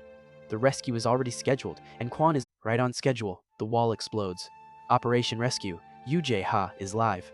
Bro greets the chairman of TKBM with, what's up, old fart, and clarifies he's not here to cause a ruckus. He's just taking this guy and leaving. The ruckus is implied. Kwon's guards charge, so the Shakespeare pen comes out and writes another award-winning short story. The guards collapse in immense pain before death, source of pain, once again, between the legs. This author has exactly one genre, and it is undefeated. Back at the condo, Jaeha asks what his job actually is. Repairing relics, obviously. You're the repairman of my tomb raid team now. Jaeha points out he was told this was an excavation team. I lied. I needed to persuade you. And call me leader, with respect. You're younger than me. One bonk later. Yeah, yes, sir. First assignment. Repair the whole arsenal in 3 days. Jaeha declares this impossible. A month per relic minimum, and for relics this wrecked, a year each. You don't understand the complexity of the work. Bro's diagnosis. My, your mouth is full of lies. So they bet. Bro borrows the repair relic, the brush of the Joseon Palace Flower Garden, rank B. If he can't speed repair, Jaeha gets his month per relic. If he can, Jaeha's salary goes on the line. Jaeha agrees instantly, which tells you how confident he is. Bro repairs a relic at speed that should be illegal. Jaeha's meltdown is glorious. What kind of speed is that? Why are you even good at this? Why do you need ME if you can do everything yourself? The answer demonstrates itself. Bro hands him a relic to check, and it starts screaming. What is this filthy power of dominance? Go away. Repair relics are the artsy, sensitive type, and they despise his tyrant aura. Worse, his single use burned a chunk of the brush's durability. Speed isn't sustainable for him. So the verdict: stop whining and work, you'll improve, guaranteed. The person I recruited was never you, it was the future you. Jaeha grumbles, what are you, a fortune teller? Buddy, closer than you think. The system agrees with the investment. Handicraft ranks up to C, letting him learn any object he touches, slowing consumable degradation, and boosting theft success. New title, Inspired Restoration Expert. And one weird bonus skill, Restore Tomb, rank F. Even Bro is confused. What's the point of restoring an EMP2I tomb? File that one away. Then the phone rings. Edward. Jaeha is stunned. The two know each other, and gives the resume, English mega investor, middleman of the entire relic market, future holder of the title, King of Riches. Edward heard somebody managed to mess up President Kwon and got very interested. The pitch: China has placed a bounty on a tomb. Join the excavation and get a share. The catch: Every relic found legally belongs to the Chinese government, which is why Edward's actual request is simple: steal the relics, do it well, and you're upgraded to VIP client. Bro flips the interrogation. Nobody crosses the Chinese government for fun, so who's the real client? Edward, impressed, gives it up. Kira Clark, United States Army General, commander of every American relic mission, holder of the title King of War. And her hobby is monopolizing map-type relics. The exact type sleeping in that Chinese tomb. Bro wants nothing to do with the King of War this early in the timeline. But a map relic is precisely the tool his collection is missing. Greed versus caution. And greed doesn't even need overtime. I'll take it. Next stop, a bounty tomb in China with a war king watching from above. Quick checkpoint. You're deep in this story now, so if you're having a good time, tap like and subscribe. The call ends and they're immediately on a plane. Jae-ha wants to know why there's zero prep time and gets the standard answer: prepare relics if you have time to talk. The ride is a private jet, courtesy of Irene, since the catastrophe flattened most of the region's airports. Mid-flight, Jae-ha finally recognizes the hostess, Irene of the Horton family. As in, the family he scammed with fake art. The confession is instant and unprompted. I am terribly sorry for my misdeeds. Please don't hand me over to James Horton. Bro, being a supportive boss, immediately tells her his repairman is a lazy liar who wants a month per relic. Irene smiles and suggests he work extra hard if he wants her to stay quiet in front of her brother. Why, yes ma'am, human resources via blackmail. There's also a real plan for her.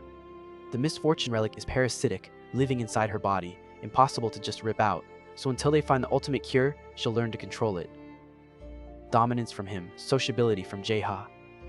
Two teachers, opposite methods, one cursed student. Macau. 2/3 of the city has been swallowed by the tomb, the bridge to Taipa Island is severed, boats are the only way in. Jae-ha, meanwhile, is watching every stock he owns. Nosedive in real time. Bro's financial advice: don't do stocks for a while, unless you like bankruptcy. Then the crew's pockets get suspiciously light. 3 relics, gone. Someone is pickpocketing the Pickpocket King's own crew. Bro's review is professional respect. 3 of them, not bad. But you left the most useful one behind. Hey rope, go tie that bastard up.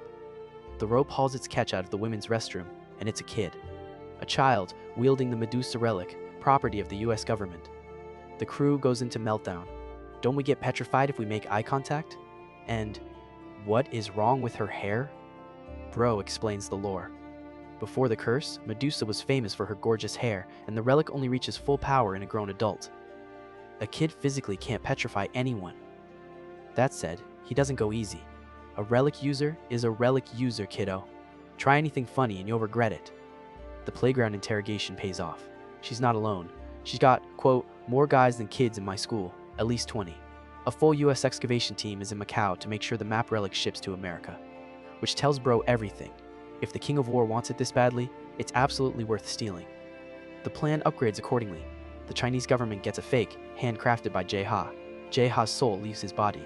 Scamming a US big shot? Count me OUT. Bro just recites the contract. Page 1, Clause 5. Small fries obey the boss without question. Jae-ha quietly curses his own thumbprint. Snitch insurance. He puts the code of Hammurabi on the kid. Tell your friends about us, or use your relic, and the pain will be unbearable. Small print. The code is still broken from the Quan fight and running at partial power because someone hasn't repaired it yet. The crew's honest assessment of all this, no matter how you look at it, we're the villains. And then, the sprint.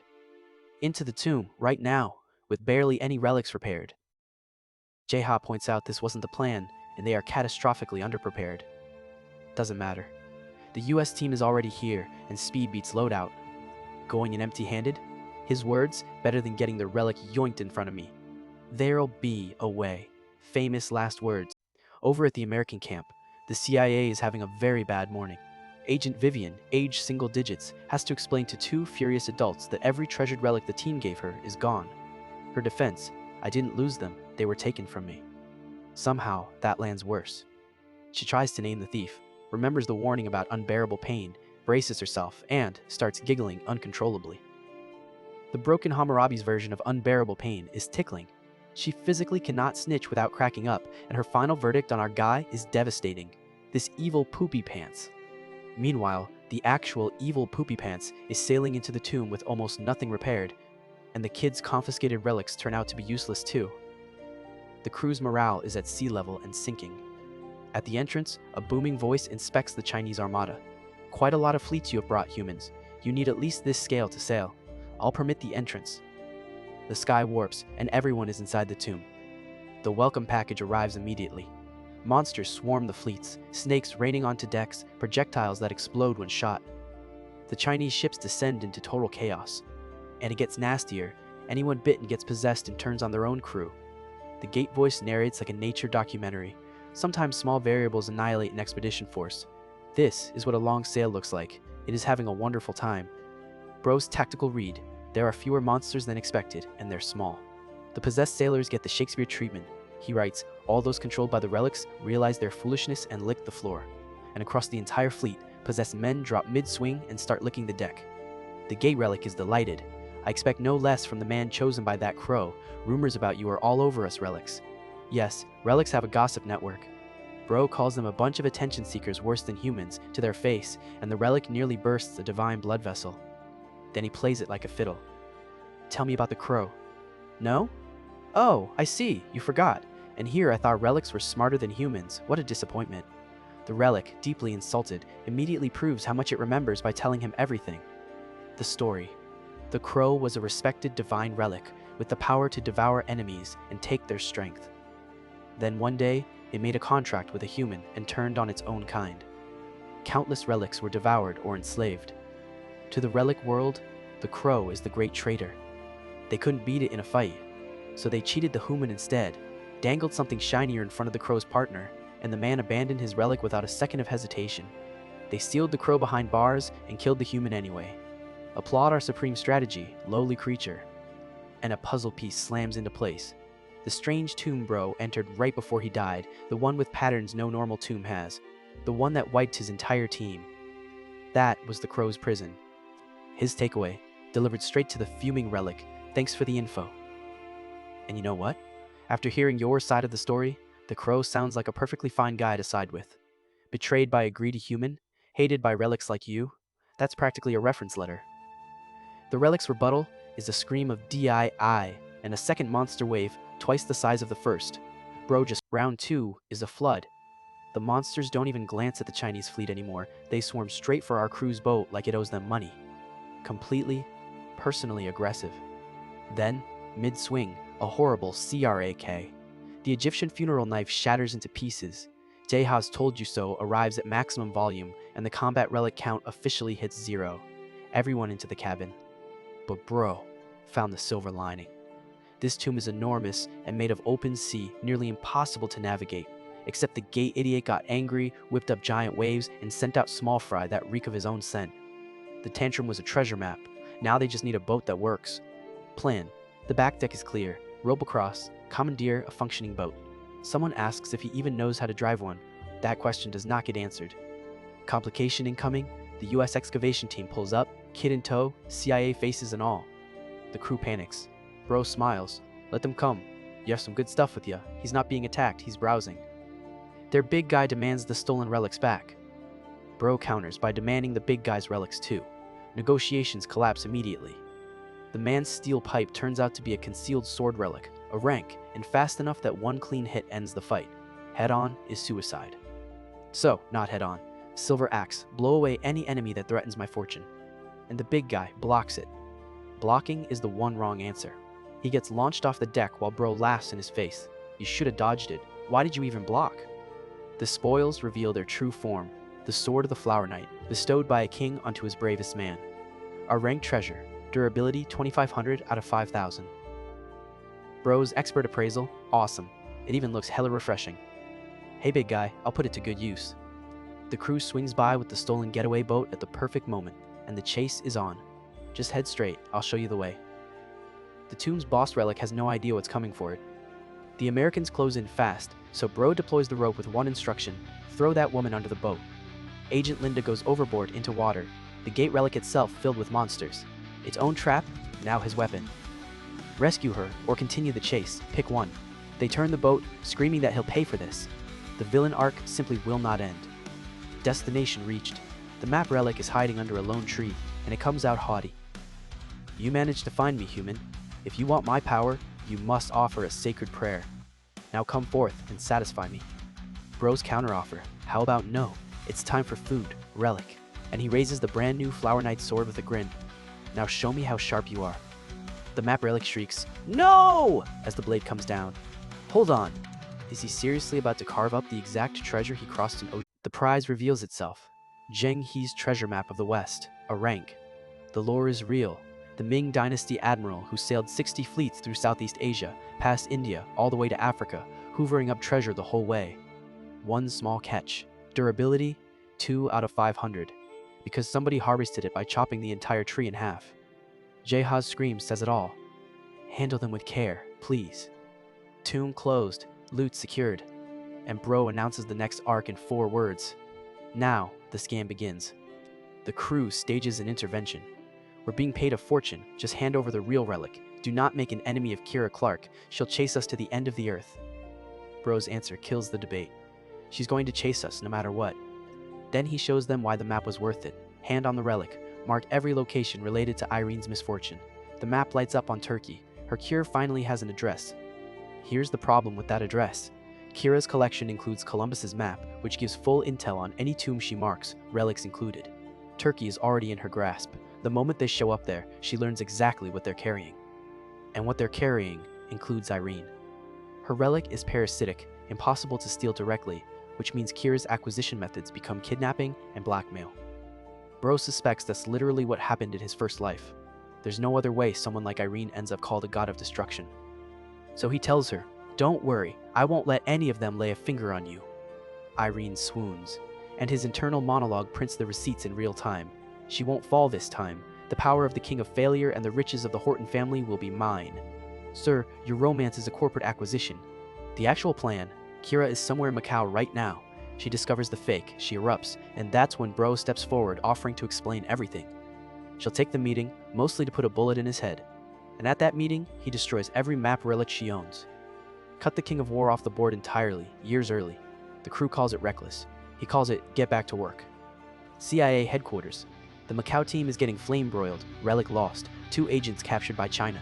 Then General Kira herself walks in, smiling, not angry at all. She already secured the relic through other means, through Edward. Your only job now is investigating this skilled relic user. The calm is somehow scarier than any screaming. The trade goes through clean. Fake, to Edward, to Kira, 0 alarms. Even the King of War can't tell. So life gets briefly comfortable. Jeha grinds repairs, Irene practices her relic control, and Edward's instant payment buys the crew top-notch meals. Enjoy it, boys. Because the bill arrives right on schedule.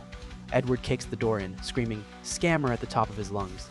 The relic he sold Kira has disappeared into thin air, and the general is now out for his head. And it gets so much worse. When the fake vanished, people in the room vanished. With it. One of them was the Prime Minister of England, who happened to be meeting the general that day. The petty relic scam just became an international incident at head of state level. The crew turns to their leader with one question: what do we do? And the man is Ole Yujing. Prime ministers are disappearing and he's laughing. Either the plan just failed spectacularly, or it's worked. Why is he laughing? Because a desperate mark is the easiest mark in the world. The Prime Minister vanishing means Kira herself is now in a heap of trouble, and there's no better time to scam someone than in their moment of desperation. His exact coaching to the crew: watch and learn. Step 1. Edward, still shaking, gets volunteered to connect the call. He takes a harsh chewing out from the general on the way, but the line opens. Kira gets straight to it. "You took the relic from my men, so you're responsible?" And Bro cheerfully agrees. "Naturally, very much so." But it doesn't feel good to be falsely accused. "All I did was retrieve it and hand it over." Her response has 0 diplomacy in it. "I'll kill you if you lie." Phase 1. Sympathy. His only talent in life is using relics, and if the general and Edward blacklist him, however will he feed himself? The crew watches this Oscar performance from across the room in genuine awe. Look at him. Geo. Phase 2. The bait. He claims relics have hidden powers beyond what everyone uses, and that he alone can bring them out. Give him her map relics, and he'll draw out their hidden functions to locate the missing Prime Minister. That's how he beat the CIA in Macau, he says. The crew is screaming internally. Why is everyone falling for this crazy scammer? Hook set. Kira agrees on 3 conditions. Come where I say, bring 0 relics, and do everything under my men's watch. Fine by me. Even the crew can't process it. You really persuaded the King of War. His shrug. This is a piece of cake. The Crow's system, which is apparently watching ALL of this, awards a new title, Unbeatable Scammer. The perks, sociability down, success rate of fooling relics, UP, and the ability to show relics his bad boy appeal. Bro stares at the screen. Why do I need to show relics my badassness? This is stupid. The divine bird is just bullying him now. Prep time. She said no relics, but a soldier never goes anywhere without his gun. So he shrinks his best relics and disguises them, holding the illusion with raw dominance. It drains power every single second. Whatever happens in that hotel needs to happen fast. Hotel Nevada. Guards escort him up to the general herself, who is young enough that the crew starts whispering about whether generals can even be that age. She scans him and finds nothing. I don't sense any relics on you. The disguise is holding. For now. Then the table gets set with the whole collection. Barbarossa's pirate map, rank B. The manuscript of Anaximander's world map, rank C. And the crown jewel, Columbus's map, rank A. Bro's inner voice is stone cold. I'll get rid of all of them, right here. Kira gives the terms one last time. Show us. It better work, or you're getting some bullets in your brain. And his opening move, in a room full of armed soldiers and priceless maps, is to ask, may I borrow a pen? He starts doing something to the general's precious relic. The guards nearly tackle him, and he calmly explains it's a necessary step to bring out the hidden powers. Kira overrules her own men. Let him be. This better be worth it. You can leave it to me, he says, and then, just barely, he smirks. One borrowed pen, one desperate general, 3 map relics in reach. Whatever he's actually about to do, what he's writing is called Toon Glyph, the written language of relics. You know how relics never shut up? Turns out they have their own alphabet too. The guards ask how a human can possibly read it. His full explanation, stuff happened, and that's that. Now the narrator's confession, hidden powers, sacred spells, all of it is complete bullshit. The scribbles have nothing to do with finding anyone. He already located the Prime Minister with Jung-He's map, B4. He walked into the hotel. He's performing a magic trick where he knew the answer in advance. So the spell activates, and behold, the Prime Minister is in the Sahara Desert. Exact coordinates provided in writing. Kira mobilizes everything, and soon the report lands. Prime Minister Albert found, weakened, but alive. The scam just delivered a genuine miracle. And Kira's gratitude is exactly what he predicted. Nobody's leaving. You'll stay and teach me this relic language, and cooperate until we fully understand hidden powers. There's no way I let an ability like yours walk out the door. The room full of guns agrees with her. His answer, for the second time this arc, how about no? And the room explodes. Smoke, fire, chaos, relics burning. Then the truly demonic part kicks in. Kira's OWN bodyguards start tearing her map relics apart with their bare hands, screaming about cursed maps. She is shrieking at them to stop. They cannot stop. Her priceless collection is being shredded by the people paid to protect it. And the 2 guests of honor? Vanished. From a sealed room in a guarded hotel surrounded by soldiers. The general's review echoes down the hallway, son of a bitch. Cut to a public fountain, where 2 grown men surface fully clothed and cackling. The escape route. Jeha drew this exact fountain using the ink of the Paris Montmartre Hill artist. The relic looted off Kwan's lawyer ages ago, and it teleported them into the drawing. Bro made him memorize the fountain before the meeting.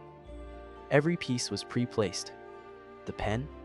When he politely borrowed one, he swapped it for a disguised Shakespeare's pen. So everything he wrote on those maps was a terror command, written in a language no one in the room could read while they all watched him do it. And the names he needed for the hypnosis? Collected on the way in, playing the annoying friendly weirdo. Hey, why don't we introduce ourselves? Let's be friends. Hotel staff. Jamie received a terror of extreme stress. Guards. John and Jim became convinced. An evil spirit lived in the maps, and the general would die unless they ripped them to pieces. He weaponized small talk. Jeha can only stare. Bro doesn't even wait for the compliment. I know I'm amazing, just say it. Bottom line, the King of War's tracking power is dead, and the road to Turkey is wide open. Except the epilogue has teeth. Kira makes a call to get her shredded relics repaired, and the repairman on the line is Richard. The Richard, the art thief. He connects the dots out loud. The guy who did this is the same guy who hit TKBM, the one standing next to UJ Ha. And then Richard comforts the general with the most ominous sentence in the series so far. Worry not. Soon, Pandora will be launched. And then normal people won't be able to use relics, or even possess them. So, scoreboard. Maps destroyed, general humiliated, escape flawless. Turkey next. Cost. A shadow organization just wrote his name at the top of its whiteboard. Turkey, kebab break. Irene's relic control training is genuinely paying off, she says, right as a shop sign crashes down behind her and a boat starts freaking out in the harbor. Progress, not perfection. The locals are having a weird week. Curriculum update from the leader. Her sociability basics are done, and they only ever existed to stop the parasite from chewing up her body. The real subject starts now, domination. His exact words, with Jae-ha standing right there, sociability is garbage. Jae-ha, the sociability specialist, I'm kinda hurt. Cappadocia. And immediately, a red flag. The tomb is still standing, even though its relic is supposedly inside Irene's body. It should have collapsed the day she got infected. One whole side, Haze, collapsed. Something about this place doesn't add up. Also, company. TSOF, Kira's personal special forces, running a joint perimeter with the Turkish army. Security so tight, nothing slips through. The front door does not exist, which bothers our guy not at all.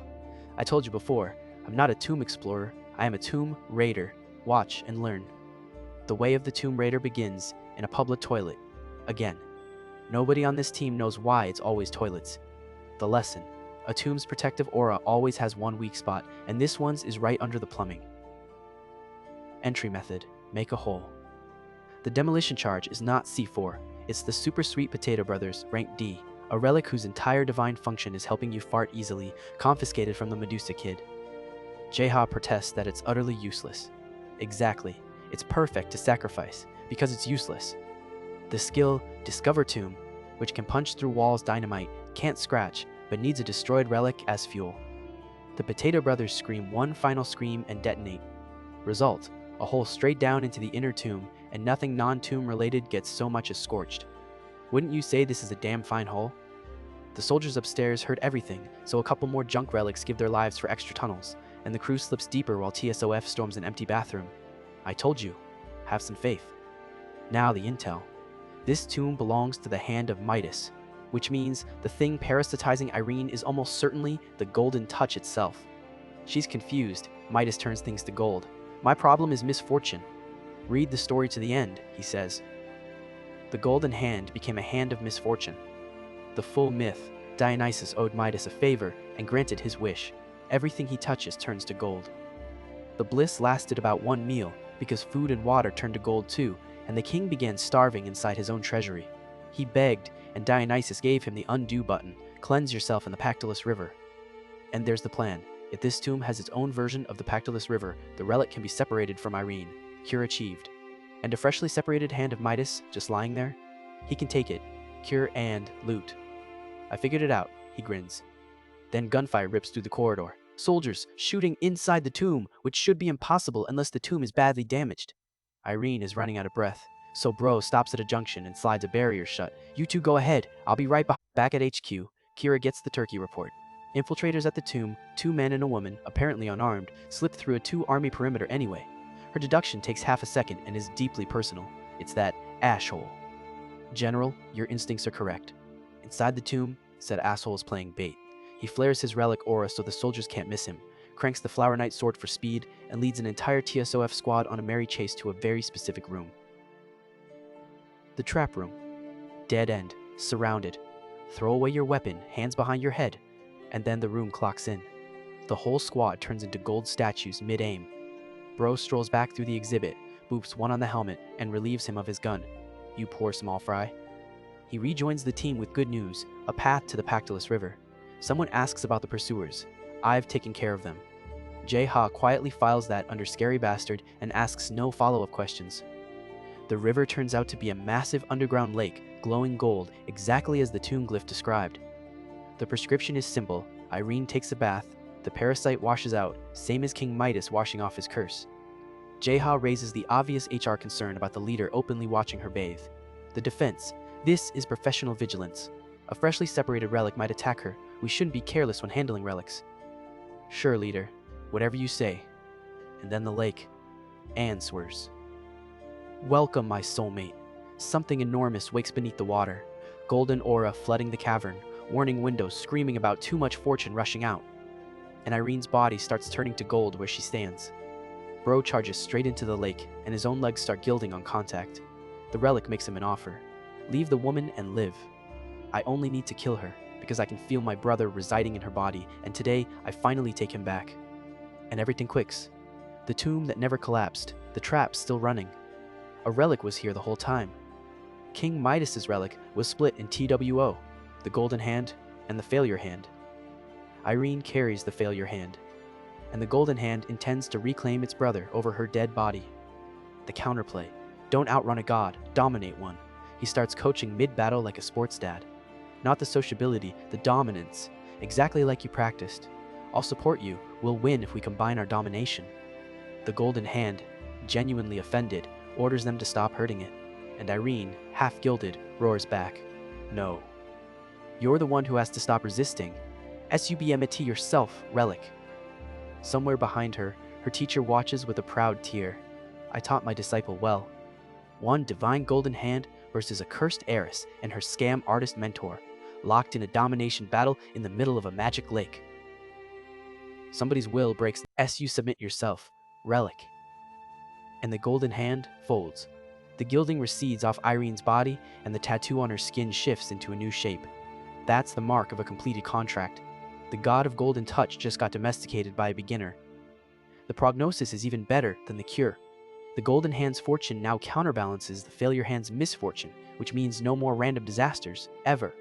Her curse just became a matched set of controllable powers. The thank you hug that follows nearly drowns the man in the lake. Meanwhile, Kira gets word that her soldiers stopped responding. Her orders: do not send backup. I'll burn them to ash with my relic. Someone timidly notes the historic ruin would be destroyed and Turkey might complain. I don't care. Here's why she's called the King of War. She owns the Sekhmet relic, the Egyptian goddess of destruction sent to punish mankind. With it, she can obliterate any target at any distance, so long as she knows exactly where they are. The map relic obsession was never a hobby. It's a targeting system. The strike hits like the wrath of an actual god. The team survives under the code of Hammurabi, hoisted overhead like the world's heaviest umbrella. Even Bro admits it isn't supposed to be used this way. Alive, yes. Also buried inside a collapsing tomb. Remember that garbage F-rank skill he got weeks ago and openly mocked? Tomb restoration. Turns out restoring a tomb's path, 2 meters at a time, is exactly what you need when you're entombed. He casts it, and the rubble uncollapses in front of them. Repeat until daylight. Mid-escape, Jeha grumbles that contracts can't guarantee survival. Bro's answer comes out quieter than usual. Just believe me, I won't let my slave die in front of me again. Again. The word just hangs there, and nobody has the courage to ask. Above ground, TSOF searches for 3 hours and finds nothing. Then the report comes in. There's a brand new path through the tomb, and it exits at the neighboring village. They didn't dig out, they renovated their way out. And now, the greatest scene in this entire arc. A soldier with an urgent report is told the general is busy. Cut to a video call where the caller on screen is a baby. A crying, flailing baby. His colleague leans over and explains, that baby is General Kira. This is the price of the Sekhmet relic. Fire the goddess of destruction, and its owner temporarily regresses into an infant, which tracks, since legend says Sekhmet herself had a gentler second form. It's top secret, deeply undignified, and her aides translate the crying like seasoned daycare staff. The baby general receives her battle report. The targets escaped. UWAF. Honestly, same energy as the adult version. But she does get a consolation prize, and it's enormous. Today was the inauguration of Pandora as the official international tomb management organization. Every tomb and every relic on Earth now falls under its authority. Private relic ownership is banned. Break the rule, and you're legally a terrorist. Pandora will protect humanity from relics, says the broadcast. Sure it will. The shadow organization from his first life is now official, global, and writing laws aimed at people exactly like him. Next stop, New York, aboard the Horton family jet. The detour has a reason, Irene told her parents. She's free of the misfortune, and they insist on hosting the man responsible. Bro accepts instantly, and not for the food. He just wounded the King of War, and a family with a Horton fortune is exactly the backing he needs. Dinner as a chess move. Landing at JFK, he wakes up from his nap mid-yawn and announces he can feel strong relic auras all over the airport. Seems like some bothersome bastards are on standby. The bastards are Pandora, running their first ever operation, a relic checkpoint. Everyone who owns a relic, please come forward. Pandora manages your relics now. Detector sweep the crowd, A man's relic gets snatched over his objections, and the colonel in charge orders resistors punished to set an example. A protection racket with official lanyards. Then the detector pings something juicy. "Colonel, we've detected a strong wealth-related relic nearby." The man's eyes literally sparkle. "Lead the way!" "Straight toward our crew, obviously." Quick note from the strategy guide. In his first life, Pandora wasn't founded until 3 years from now. The future has drifted again, and every drift makes his foreknowledge worth a little less. He files it away and keeps walking. The checkpoint stops them. "Hand over your relics." Bro's full diplomatic response: "Get lost. What authority do you have to demand my property?"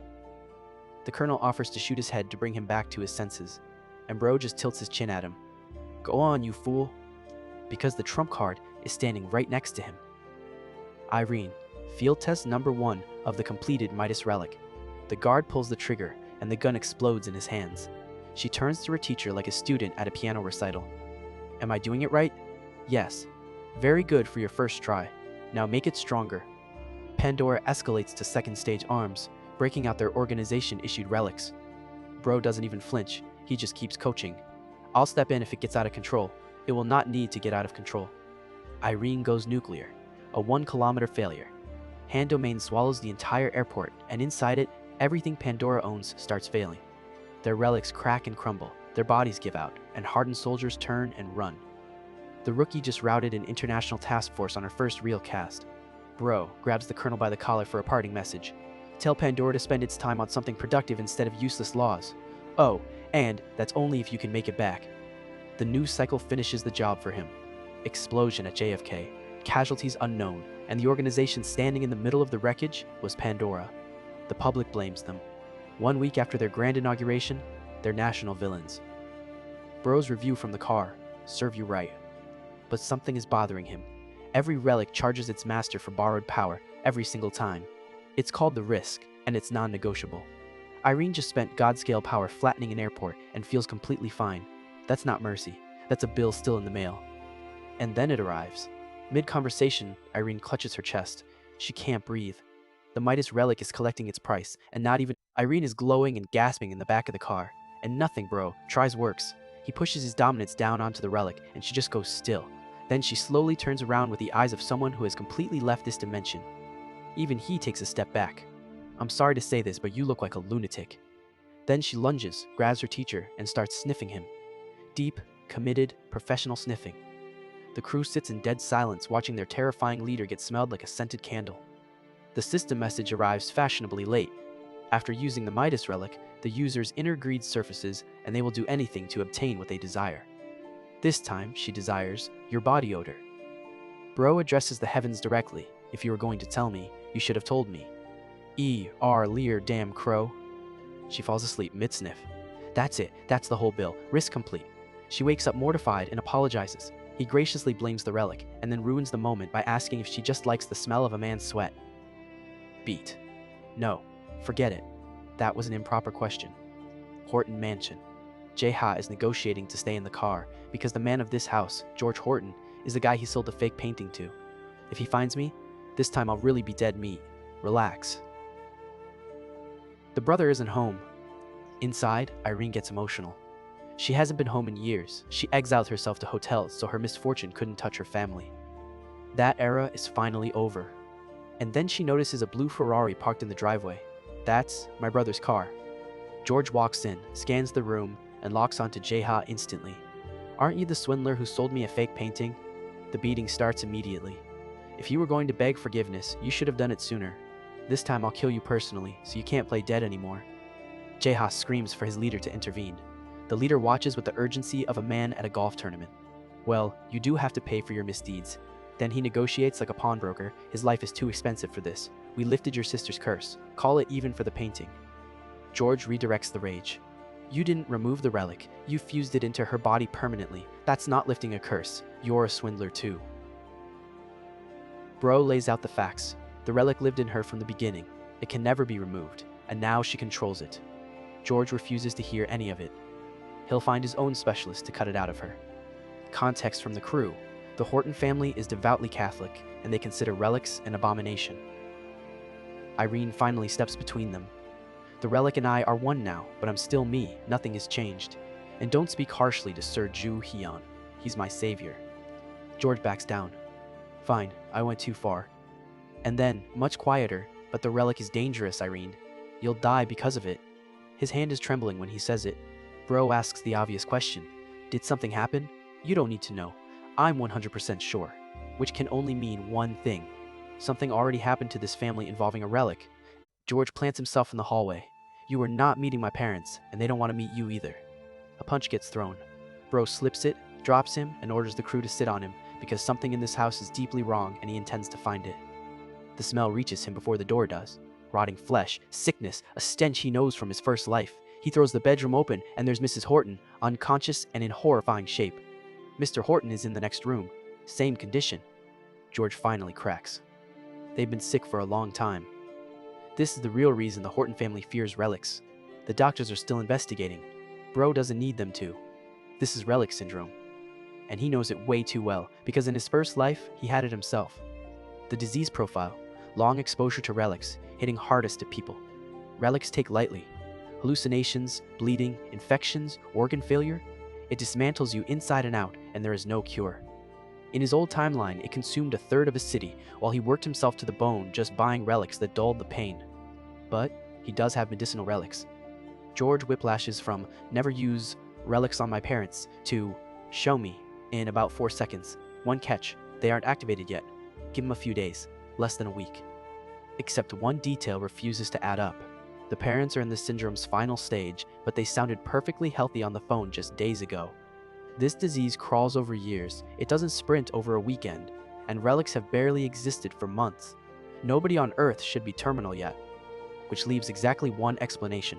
Someone escalated the disease deliberately, using a relic.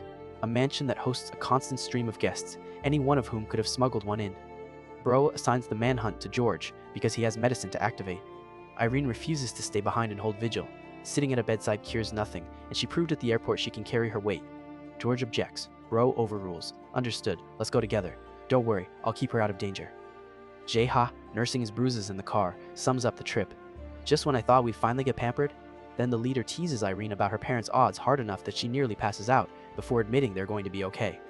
It's a joke, Irene. Sir, read the room. So what's the actual plan? The elixir plant, the medicinal relic he's been quietly growing for weeks, can't activate alone. It needs a partner, and the partner has a name, the relic of Shu Fu. Shu Fu, the man an emperor once sent across the sea to find the elixir of immortality. If any relic in the world can wake a healing plant, it's his. Next stop, wherever that relic is sleeping, lore, drop, Shu Fu, the Chinese wise man, the first emperor of Qin, hired to bring back the elixir of youth and immortality. He sailed off with thousands of children, soldiers, and a mountain of treasure, and never came back. Some myths say he found a distant land and crowned himself king. His relic is the key that wakes the elixir plant into a true medical relic. The informant meeting happens in a subway station, where Bro walks straight up to a sleeping homeless man and starts shaking him awake. The crew is horrified. Then the beard focuses into a familiar face. E.W.ard, what happened to you? What happened is Kira's revenge rolled downhill onto the middleman. Everything confiscated, life in hiding, and he screams exactly whose fault it is. Bro's defense is technically flawless. I did what I promised. I found the Prime Minister. The sabotage of a general's entire relic collection? Details. The trade bro offers him a way out of ruin in exchange for information about the relic of Sufu. Edward plays dumb for exactly 1 sentence. Then the wanted man report gets mentioned, and he folds completely. He sold it. To that shitty General Kira, which raises a strange question. Bro says out loud, why would the King of War want a relic whose power is gathering children around it? Edward claims he took the money and asked nothing. Bro doesn't buy it for a second. An information dealer always knows. He just needs the bitterness peeled off first. So, the sweetness.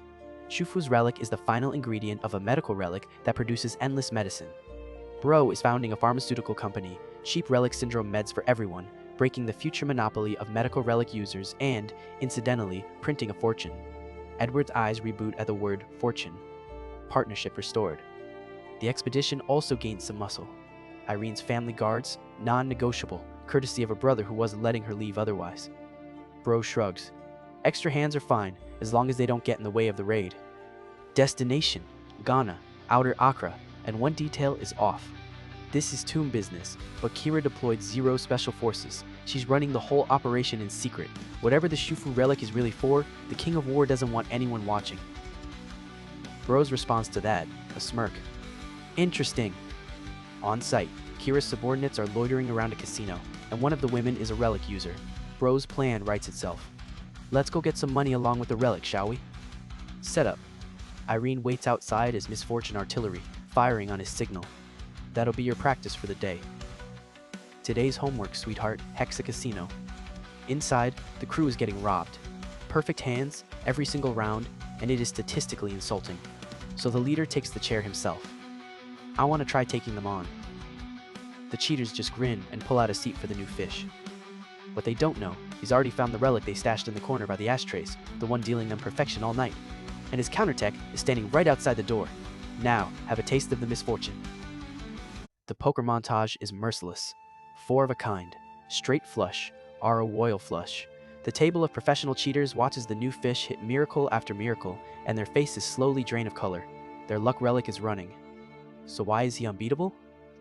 Their tool, the blessed coin of the goddess of fortune, ranks C, because mass-produced relics are weak. His tool, an SS rank misfortune field, dropped on everyone at the table except himself and Jeha, sniped from outside by Irene, whose targeting has gotten scary, precise. They brought loaded dice to an artillery duel. Winnings collected, mask off. There's also a fine for cheating, $1 million, handed over. Screaming ensues. Luckily, he's generous and accepts substitutes, the relic that gathers children, plus everything General Kira is planning in Ghana. Mary, the relic user, refuses to talk, and the misfortune clocks in. Stomach cramps out of nowhere, broken glass underfoot that wasn't there. A tooth simply exits her mouth. Nobody has laid a finger on her, and she's falling apart like a warranty expired. One wrinkle over the chaos, Irene's voice, and it's scared. She's lusting control of the relic. The training exercise is redlining, and her teacher told her exactly not to let this happen. The pain wins. The cheater spills everything. Go north, there's a tomb in the forest, and the general plans to take it over. The catch, only Cauldron can enter it. That's what the Shufu relic is for. It gathers kids. Every piece just clicked into place, and none of them look good. Loose ends, he knocks the whole crew of cheaters out cold, framed as helping them forget the pain. The team has a brief ethics huddle on the way out. Honestly, sometimes I think we're the bad guys. We're doing what's necessary. Turkey taught everyone what loose lips cost. The Crow grades the performance in real time. New title, Bastard Extortionist, which combines with his existing titles, Dirty Intimidator and Violent Relic Destroyer, to unlock a hidden passive skill, Heinous Charisma. Effects, terrible first impressions on all relics, and the full support of every evil relic. His review of his own divine sponsor, that Crow is such a piece of shit. Then the actual emergency lands. Irene is gone. Her bodyguard reports she doubled over in extreme pain, shoved him away, and took off with strength and speed no heiress should have. The relic's risk has her, and nobody knows what it wants this time. Bro tracks her the professional way, closing his eyes and following the SS rank aura through the city. It leads to a cheap motel, where a rattled clerk describes a young blonde who demanded a room and then threw a tantrum for alcohol. Alcohol? The room is a bottle graveyard, and in the middle of it, Irene, giggling, absolutely obliterated. So the risk turned the heiress into a one-night alcoholic. Manageable. The plan? Tuck her in and let her sleep it off. Don't worry about anything, just sleep. Except her hand closes around him with that inhuman risk strength, and suddenly the untouchable Tomb Raider King is pinned to a motel bed by a giggling drunk heiress. And now, the Crow's notification decides to arrive. This time, she's going after your lips. His dignified final words. This chapter screamed at the ceiling, L.E.T. But oh, beforehand, you shitty crow! Does the man escape with his lips unclaimed? Over in the war room, Kira is connecting dots. The blacklisted group moved New York, Turkey, Ghana, always on Horton private jets.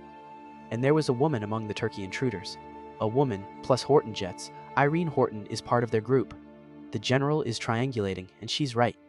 The Ghana update makes it worse. Her station men suddenly went mentally ill and rampaged in the street until local police arrested them. It's them again.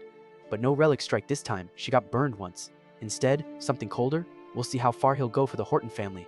That's a threat with a family name on it. Meanwhile, the crew reunion is an interrogation. You found Irene and didn't call us? And you slept there?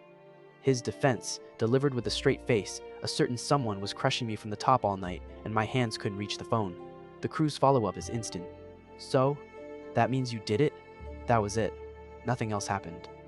Irene's own testimony does not help his case. First an, "Aw, you're booering," then, muttered just loud enough for the whole room. It wasn't alcohol, though. The bodyguard institutes a lifetime alcohol ban on the spot, and everyone collectively decides not to unpack the mutter. At the tomb's border, the warning windows are strange. You've entered an area where only children may enter, and this tomb has already been cleared and claimed. Someone beat the dungeon, took the win, and deliberately left the tomb standing. That's not how anyone plays this game. Entry, Tomb Raider style, sacrifice a junk relic, blow a hole in the ground, and then drive the car down the near vertical shaft. The crew is screaming that they're off the road. What do you mean? We're on the road we just made ourselves. Hours of proper descent, skipped in 90 seconds of terror. At the bottom, since the tomb is cleared, human objects actually work, phones and all. And then they see it. An underground tea plantation the size of 3 soccer fields, worked by children. Silent, empty-eyed children who don't react to explosions, cars, or anything at all. The machinery explains itself. Shifu's relic is controlling the kids and ordering them to harvest. The plantation itself was grown by the relic of Shenong, the ox-headed father of farming from Chinese myth, the one who tasted every plant on earth and cured poison with tea leaves. This field doesn't grow ordinary tea. It grows medicine. So here's Kira's whole secret. She cleared this tomb, found a medicinal tea farm, and realized taking the relic would collapse it all. So she claimed the tomb, left it running, and used Shufu's relic to pull in children as free, obedient, invisible labor. That's what the King of War has been hiding from the entire world. The plan, spread out and find Shufu's relic. And, quote, "I want to take Shenong's relic too if I can." 2 lives on a deadline and the man is still window shopping. Then the ambush hits, and it's the worst kind. The controlled kids attack, teeth first. Someone's arm gets chewed like a dog toy, and you can't exactly swing an axe at a hypnotized 3rd grader. So it's rope playtime, let's play, while Irene discovers children simply pass out the moment they wander near her aura. And more? Keep coming, waves of tiny, biting, mind-controlled minions pouring out of the tea rows. The hero's noble battle cry, "What a pain in the ass." Hold that thought. Still here? You're a legend. Take 1 second to like and subscribe if you want more marathon recaps. The entire field of children is converging on them, and Bro calls it good news. Enough chaos and Shufu's relic will have to show itself. The crew's rebuttal, they're going to bite us to death before that happens. Right on cue, a furious voice booms across the plantation. "WHO's messing with our children? They can't do their jobs." Bro smirks. "There ya are." The crew parks behind Irene, whose aura drops kids unconscious on approach, and the rope handles the wriggling backlog. He walks straight up to the disguised overseer and ends the theater. "Drop the act, you piece of shit." The relic shrieks. "Ho, did you know? Damned human!" Buddy, you fumed your angry aura across an entire tea field. Subtlety is not your gift. And now, the strangest negotiation of the arc, he offers to buy the relic. There's lore behind it. Sufu took an emperor's fortune, sailed away, and never came back, which makes his relic an extortion type. To contract it, you present riches. Cash on the table. This is why he emptied the casino. Bag 1 hits the dirt, 1.6 million. Not bad, human, not even close. Bag 2, his own personal fortune, more than Quan paid this thing in the previous life. Still not enough. Apparently Kira pays better. The crew watches several houses worth of cash rain down while the relic giggles and counts. In the end, it takes everything. All the cash, the emergency jewelry, and a slice of actual Horton family land before the relic finally chirps, "My owner doesn't look like it. But you're quite rich. Congratulations, sir. You now own the most expensive employee on Earth." Ownership begins with immediate workplace abuse. He snatches the relic out of the air and shakes it like a ketchup bottle. First command, release the kids' hypnosis and have them pack up the tea. The relic has the audacity to invoice him.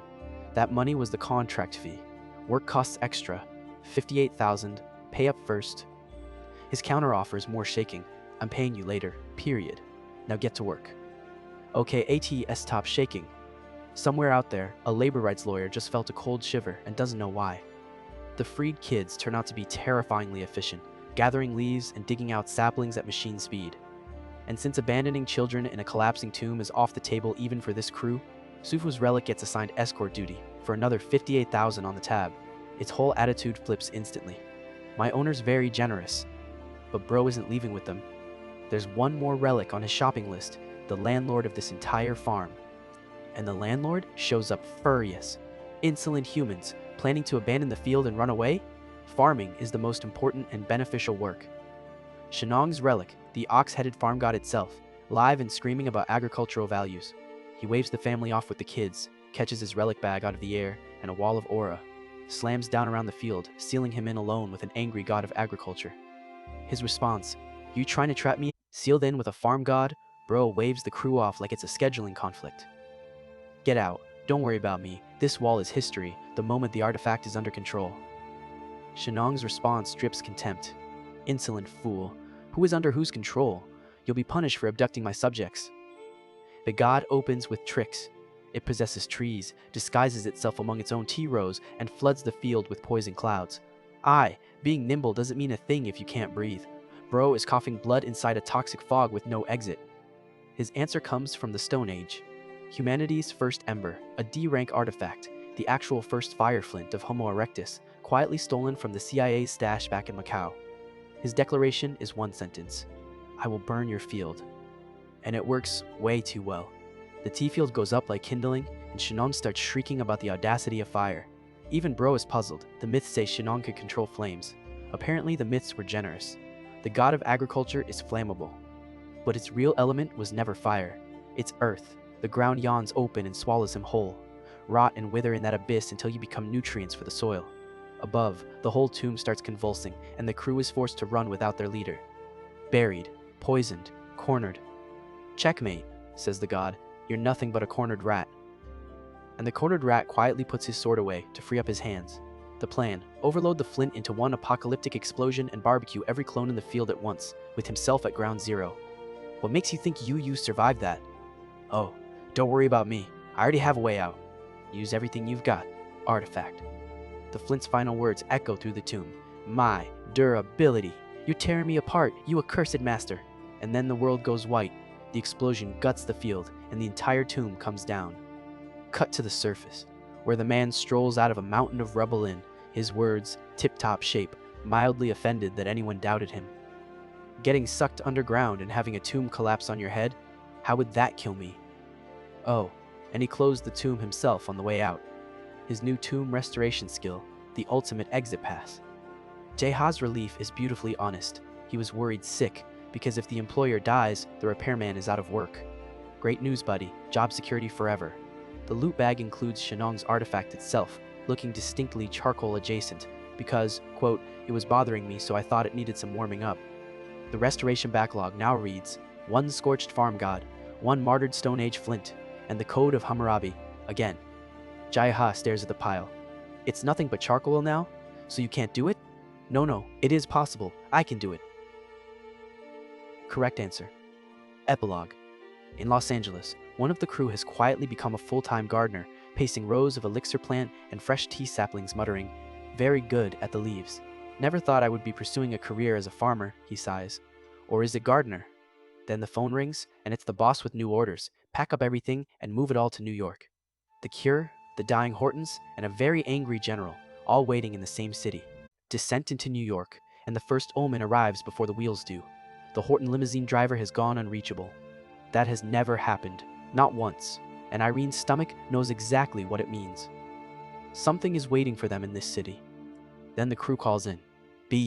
B-O-S-W-E, SPE, B, air bust. American agents tailing the transport team, closing in on the almond tree, which is exactly what it sounds like it isn't. So, that's why Kira went quiet. She wasn't licking wounds, she was digging through his past and mapping his assets. Emergency plan. A. Summon the elixir plant remotely. Denied. Actual system text. Elixir has refused your call. It is revolting against your chauvinistic behavior. Even his plants are unionizing. Plan B. New rendezvous point. Plus a motivational speech. Don't get caught. If you get caught, I will make sure all of you are dead. Inspiring stuff, Chief. The taxi ride becomes a disaster reel. A traffic jam from nowhere, falling signs, an exploding engine, accident after accident stacking up around their car. Doesn't this ring a bell? Irene's panic is leaking. Her emotions drive the artifact, and the artifact is currently redecorating Manhattan with bad luck. He takes her hands and grounds her. Save that power for later. It won't help us here. She snaps out of it, horrified at the wreckage in her wake, and instinctively wants to call the police. Denied, gently, in her state she'd just doomed the responders too. Which brings out the trump card, the SS rank relic he lifted off Chairman Quan during the tomb eruption. He calls it borrowed. Back then, he wasn't strong enough to dominate it. That, he smiles, is a different story now. Meanwhile, across the city, the transport crew is dodging a superpower manhunt disguised as nuns.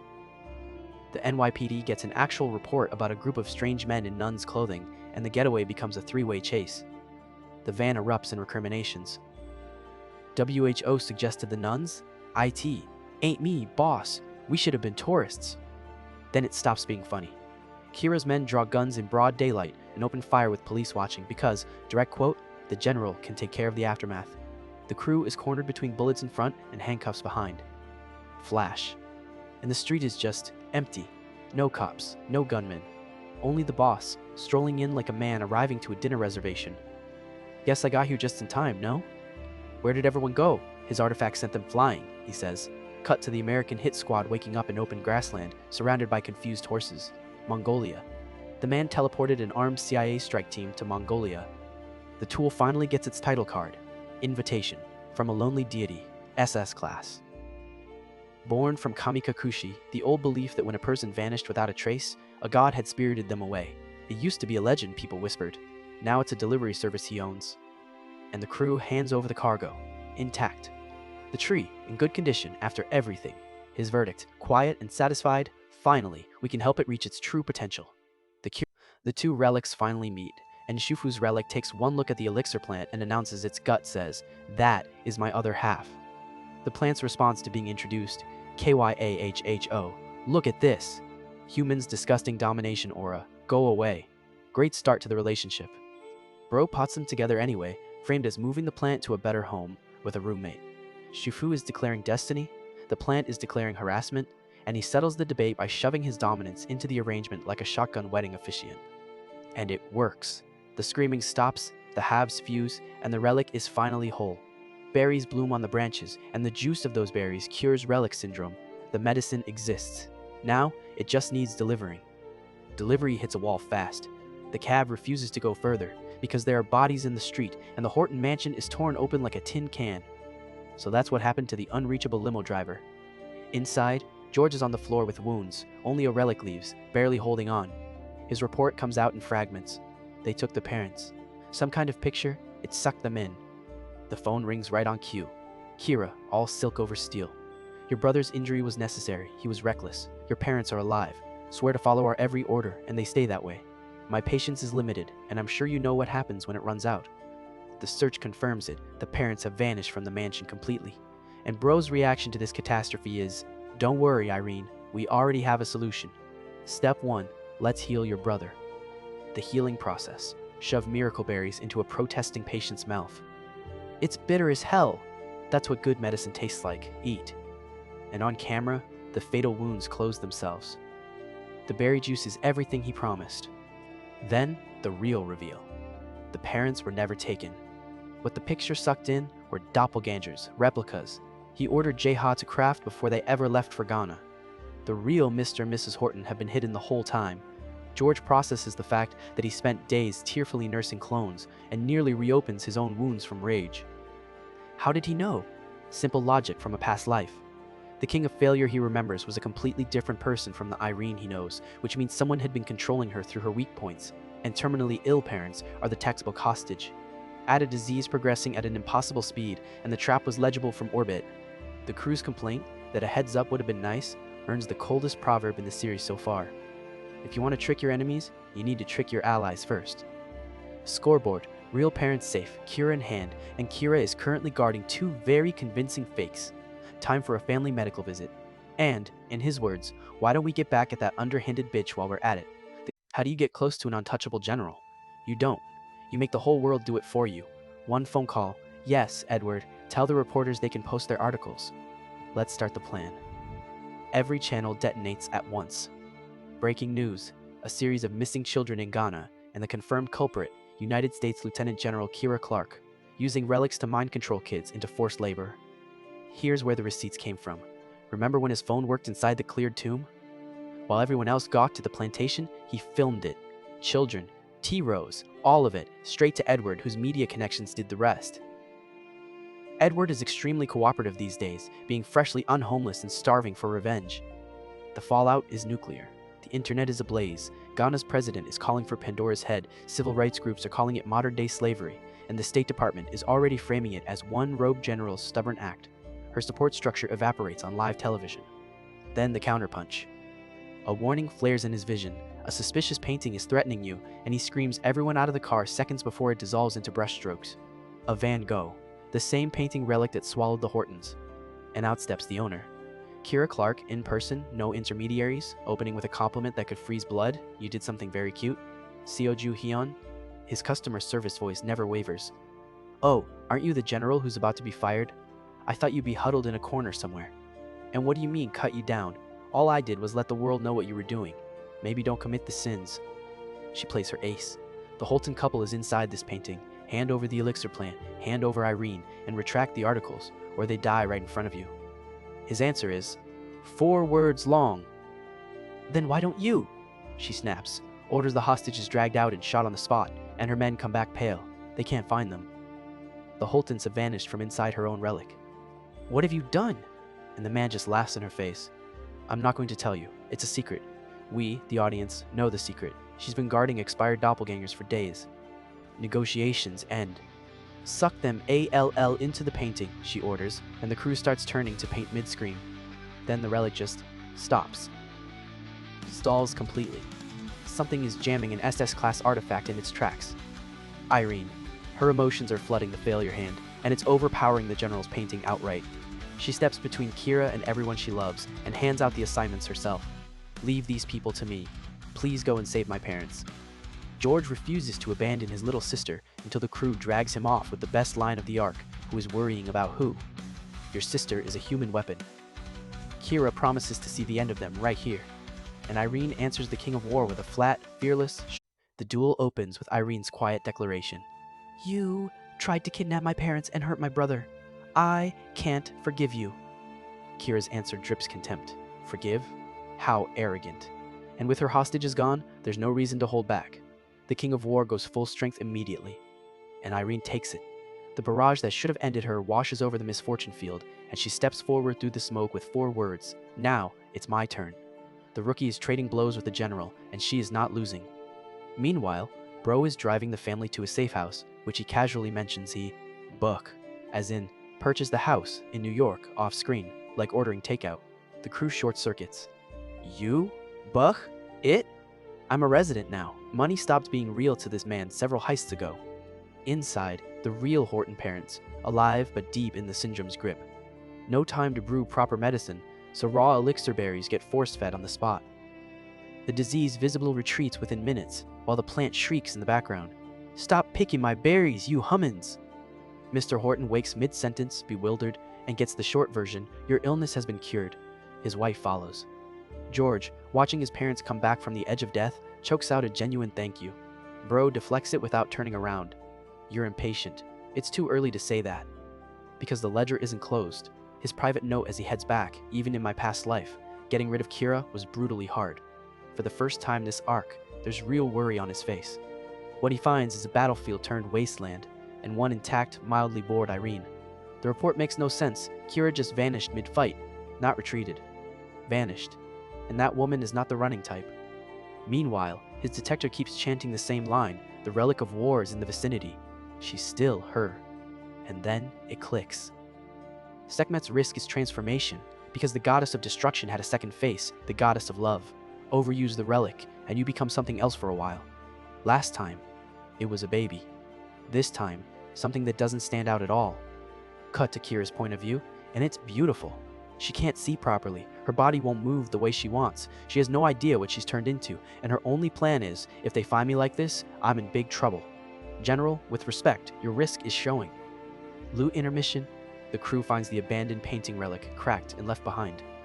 It's Van Gogh's actual tree roots. Jeha has a full art historian.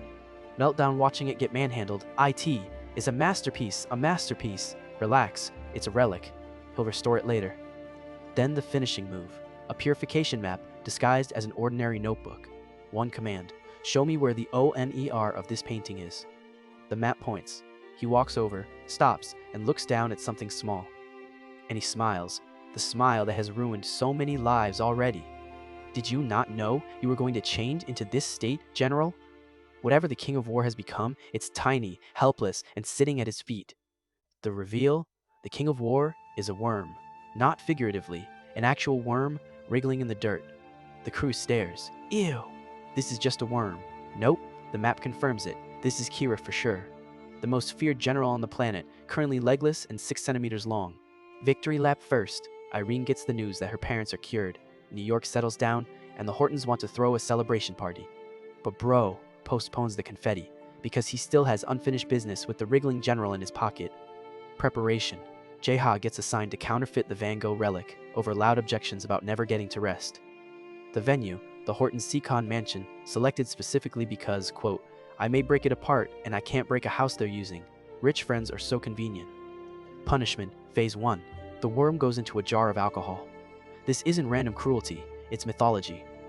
When Sekhmet nearly exterminated humanity, the sun god Ra flooded the earth with red beer, and the goddess drank it thinking it was blood, got blackout drunk, and reverted to her gentle form. The war relic has an alcohol weakness baked into its legend. The system confirms the science. The violent war king's mood is improving thanks to the alcohol. The war goddess's power is weakening. The war goddess is going insane. He used this exact trick in his previous life. Drink up, General. Then the siege begins. Kira's soldiers surround the mansion in force. Panic? It's an invitation. He deliberately left the relic aura blazing and a trail of breadcrumbs because removing Kira fixes nothing while her loyalists breathe. So the general herself becomes the bait for her own army. The raid bursts in demanding their general, and the worm heroically squeaks, I'm over here, you guys! Bro offers the peaceful solution. Here, take this precious new alcohol I made. They look in the jar. There's a worm in it. Their general. In booze.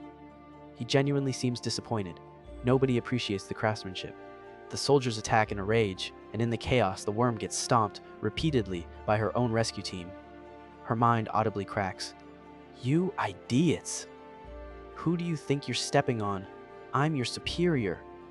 The system notes her control power plummeting with every boot. Now, the counterfeit Go activates, the unfinished drawing that absorbs everything to complete itself, and the entire squad melts into the canvas screaming.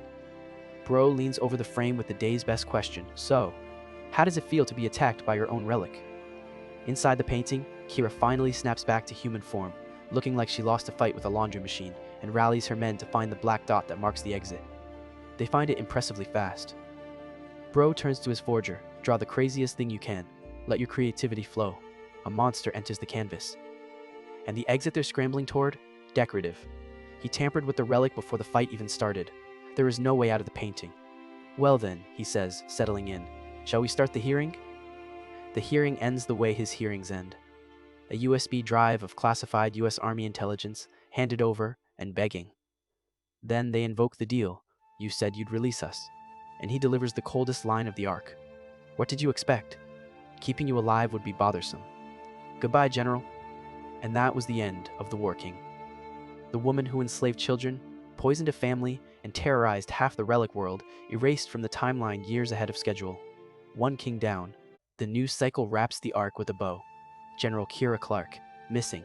The leadership of her special forces, missing. No traces, no leads, investigators baffled.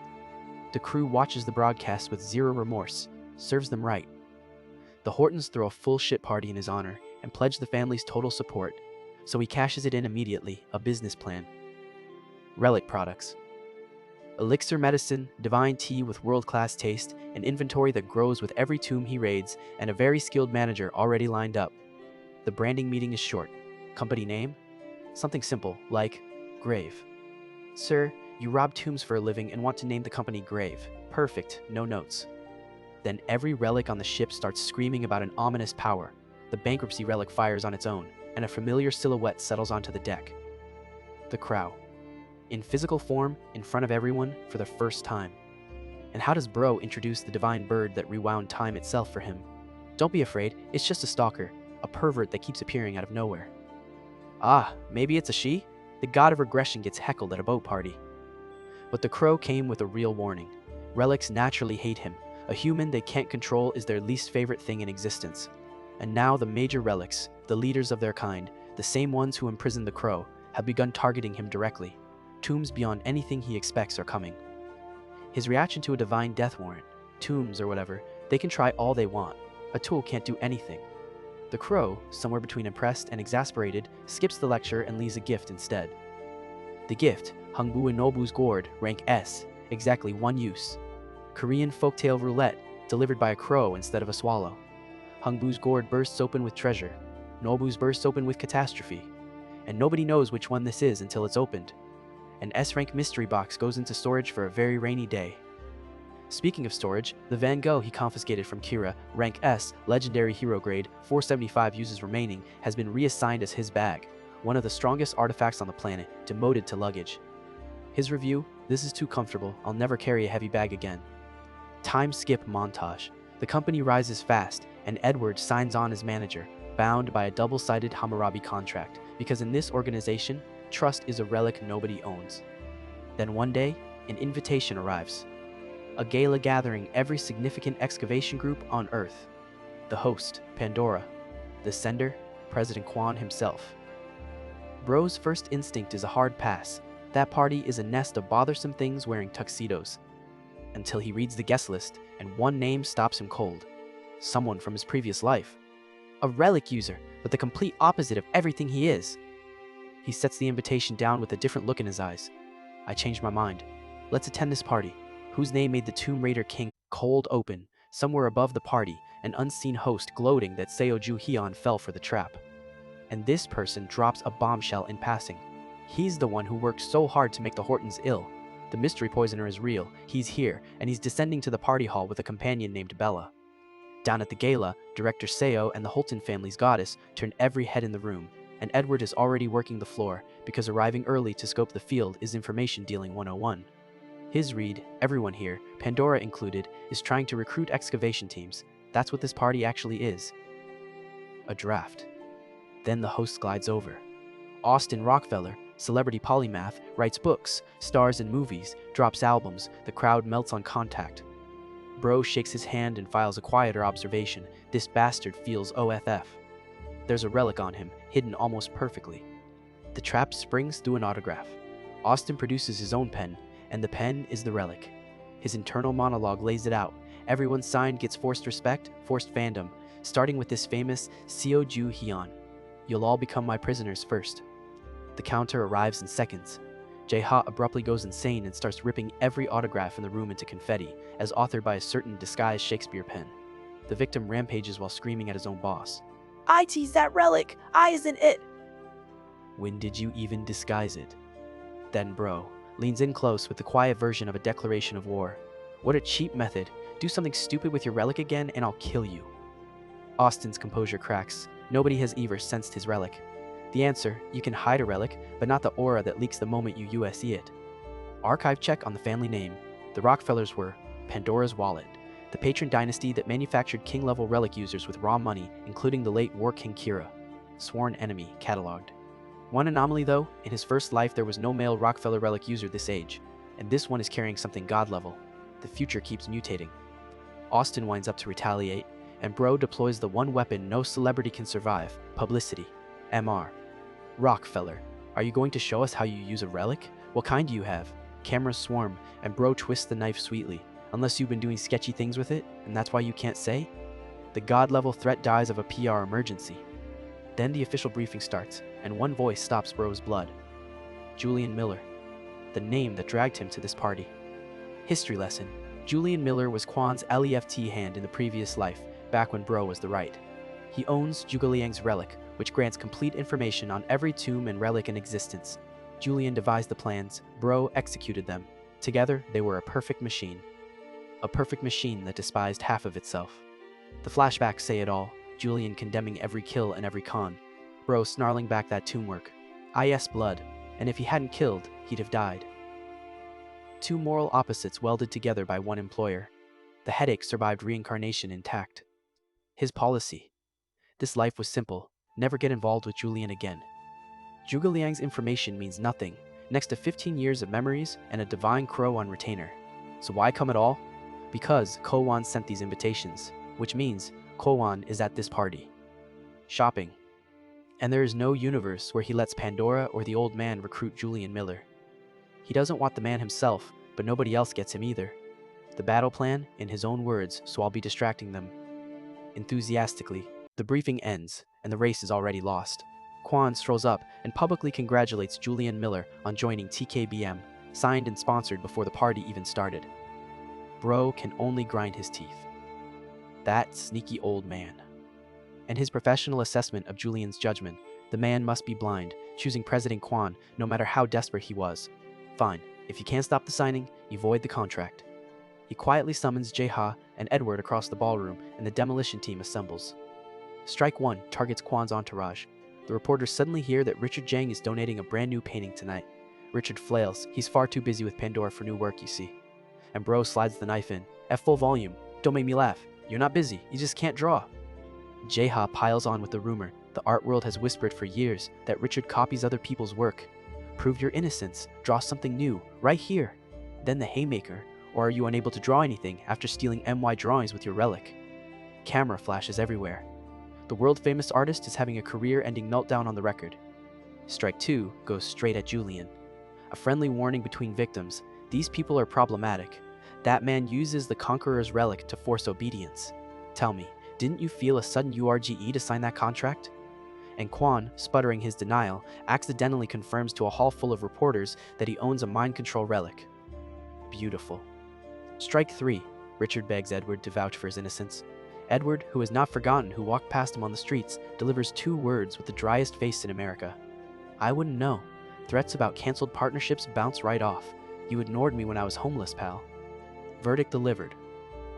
Julian, surrounded by shrieking business partners, announces flatly, "Consider the contract invalid," and walks out. Bro watches him go and files one quiet observation. That man's controlling power is enormous, and something dangerous is protecting him. Something to investigate later. Quan finally snaps, ready to unleash the Conqueror's relic on the entire hall. Collateral be damned. And that's when Austin Rockefeller steps forward with a smile. Please, leave him to me. This man and I were already in a duel after all. Austin's relic finally shows itself. Zoroaster's Avesta, SS rank, religious class. In the old timeline, it belonged to the King of Propagation, one of the top 4 of the 15 kings, a peer of Quan and Kira, a man whose followers handed over their wealth, their relics, and finally themselves. That power now lives in the hands of a celebrity with a persecution complex. The future has mutated badly. Activation. Obey me, my fans. Across the ballroom, eyes empty out, and the glittering crowd turns on Bro as a single organism. The system narrates the horror show, followers rising with the owner's popularity, Pope level increasing, follower strength up 10% on the Pope's voice, fame converted directly into an army. It even reaches the crew.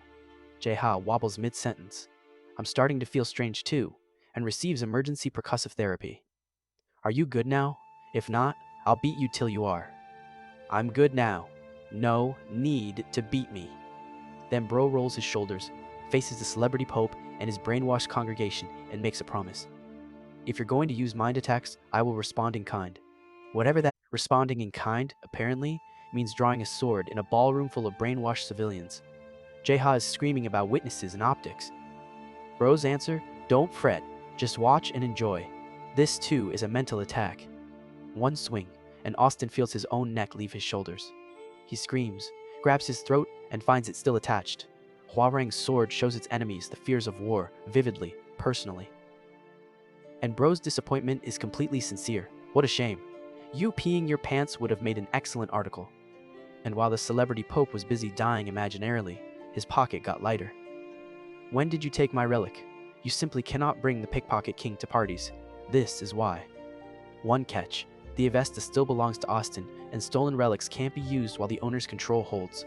The current method for eroding that control, the rope, cheerfully strangling the man. As the system helpfully observes, control power drops fast when no air reaches the brain. The chimes land one after another. Opponent's control power down to rank B. Opponent's contract with Avesta, broken. Now. He seizes the SS rank holy book and pours his dominance into it, noting the math himself. He once struggled against an A rank sword. Now an SS rank doesn't scare him at all. The growth curve has gone vertical. The Avesta thrashes. howling that no human should have this much power, while Austin shrieks and his bodyguard Bella slices the rope apart. The rope's little whimpers, "Owner, it hurts, it hurts. Flip a switch in, bro, instantly. How dare you damage someone else's relic?" Austin wheezing, "You destroyed mine earlier." Details. Contract complete. 1 SS rank religious relic, acquired at a party he wasn't even excited to attend. Exit line delivered over the shoulder. "I'll be leaving since I finished. Have fun at the party." Bella gets sent after him and discovers what everyone discovers. He does not have time for extras. Extraction time. Collect the crew, collect Irene, and, to everyone's surprise, collect Julian Miller. "Hey, Miller. Party's over. Let's leave together. I happen to have a very useful relic for escaping." Julian's suspicion is entirely fair. "You created this mess. Bro's defense. Those bastards brought it on themselves, and I'm the one who helped you. So why help at all?"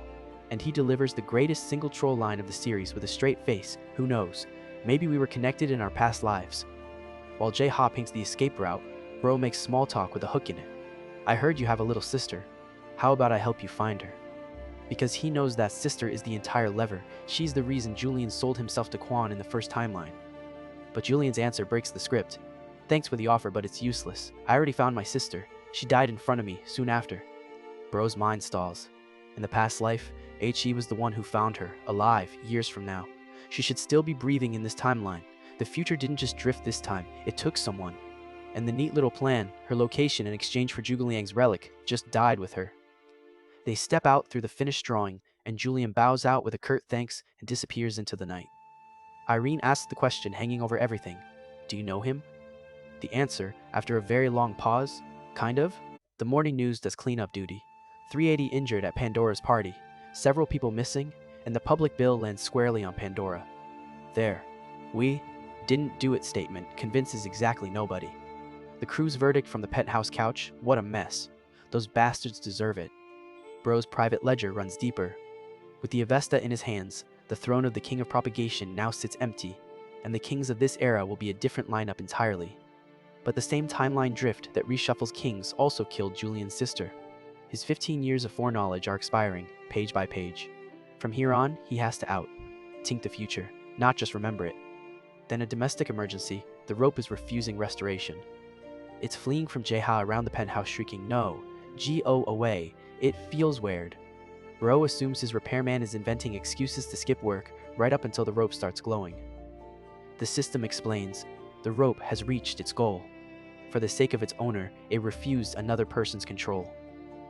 Flashback to the party, when Austin commanded the ownerless rope to attack, and it said no. A B-rank toy chose loyalty over orders, and the universe noticed. The transformation completes. Multi-usage silver sky rope, rank up, reborn as a possessive class relic. The first relic. Cradade. Anyone in the room has ever witnessed. It contracts itself to him on the spot through its own desire, then spends the rest of the scene orbiting him chirping, "Owner! Am I pretty? Did I do well?" Naturally, everyone braces for the catch. Possessive relics must have some horrible risk, right? The system prints it out. The risk is an urge to compliment it. That's the whole price. Tell the rope it's pretty sometimes. The crew collapses. It's literally a puppy. And the crow stamps it official. New title, Relic Trainer.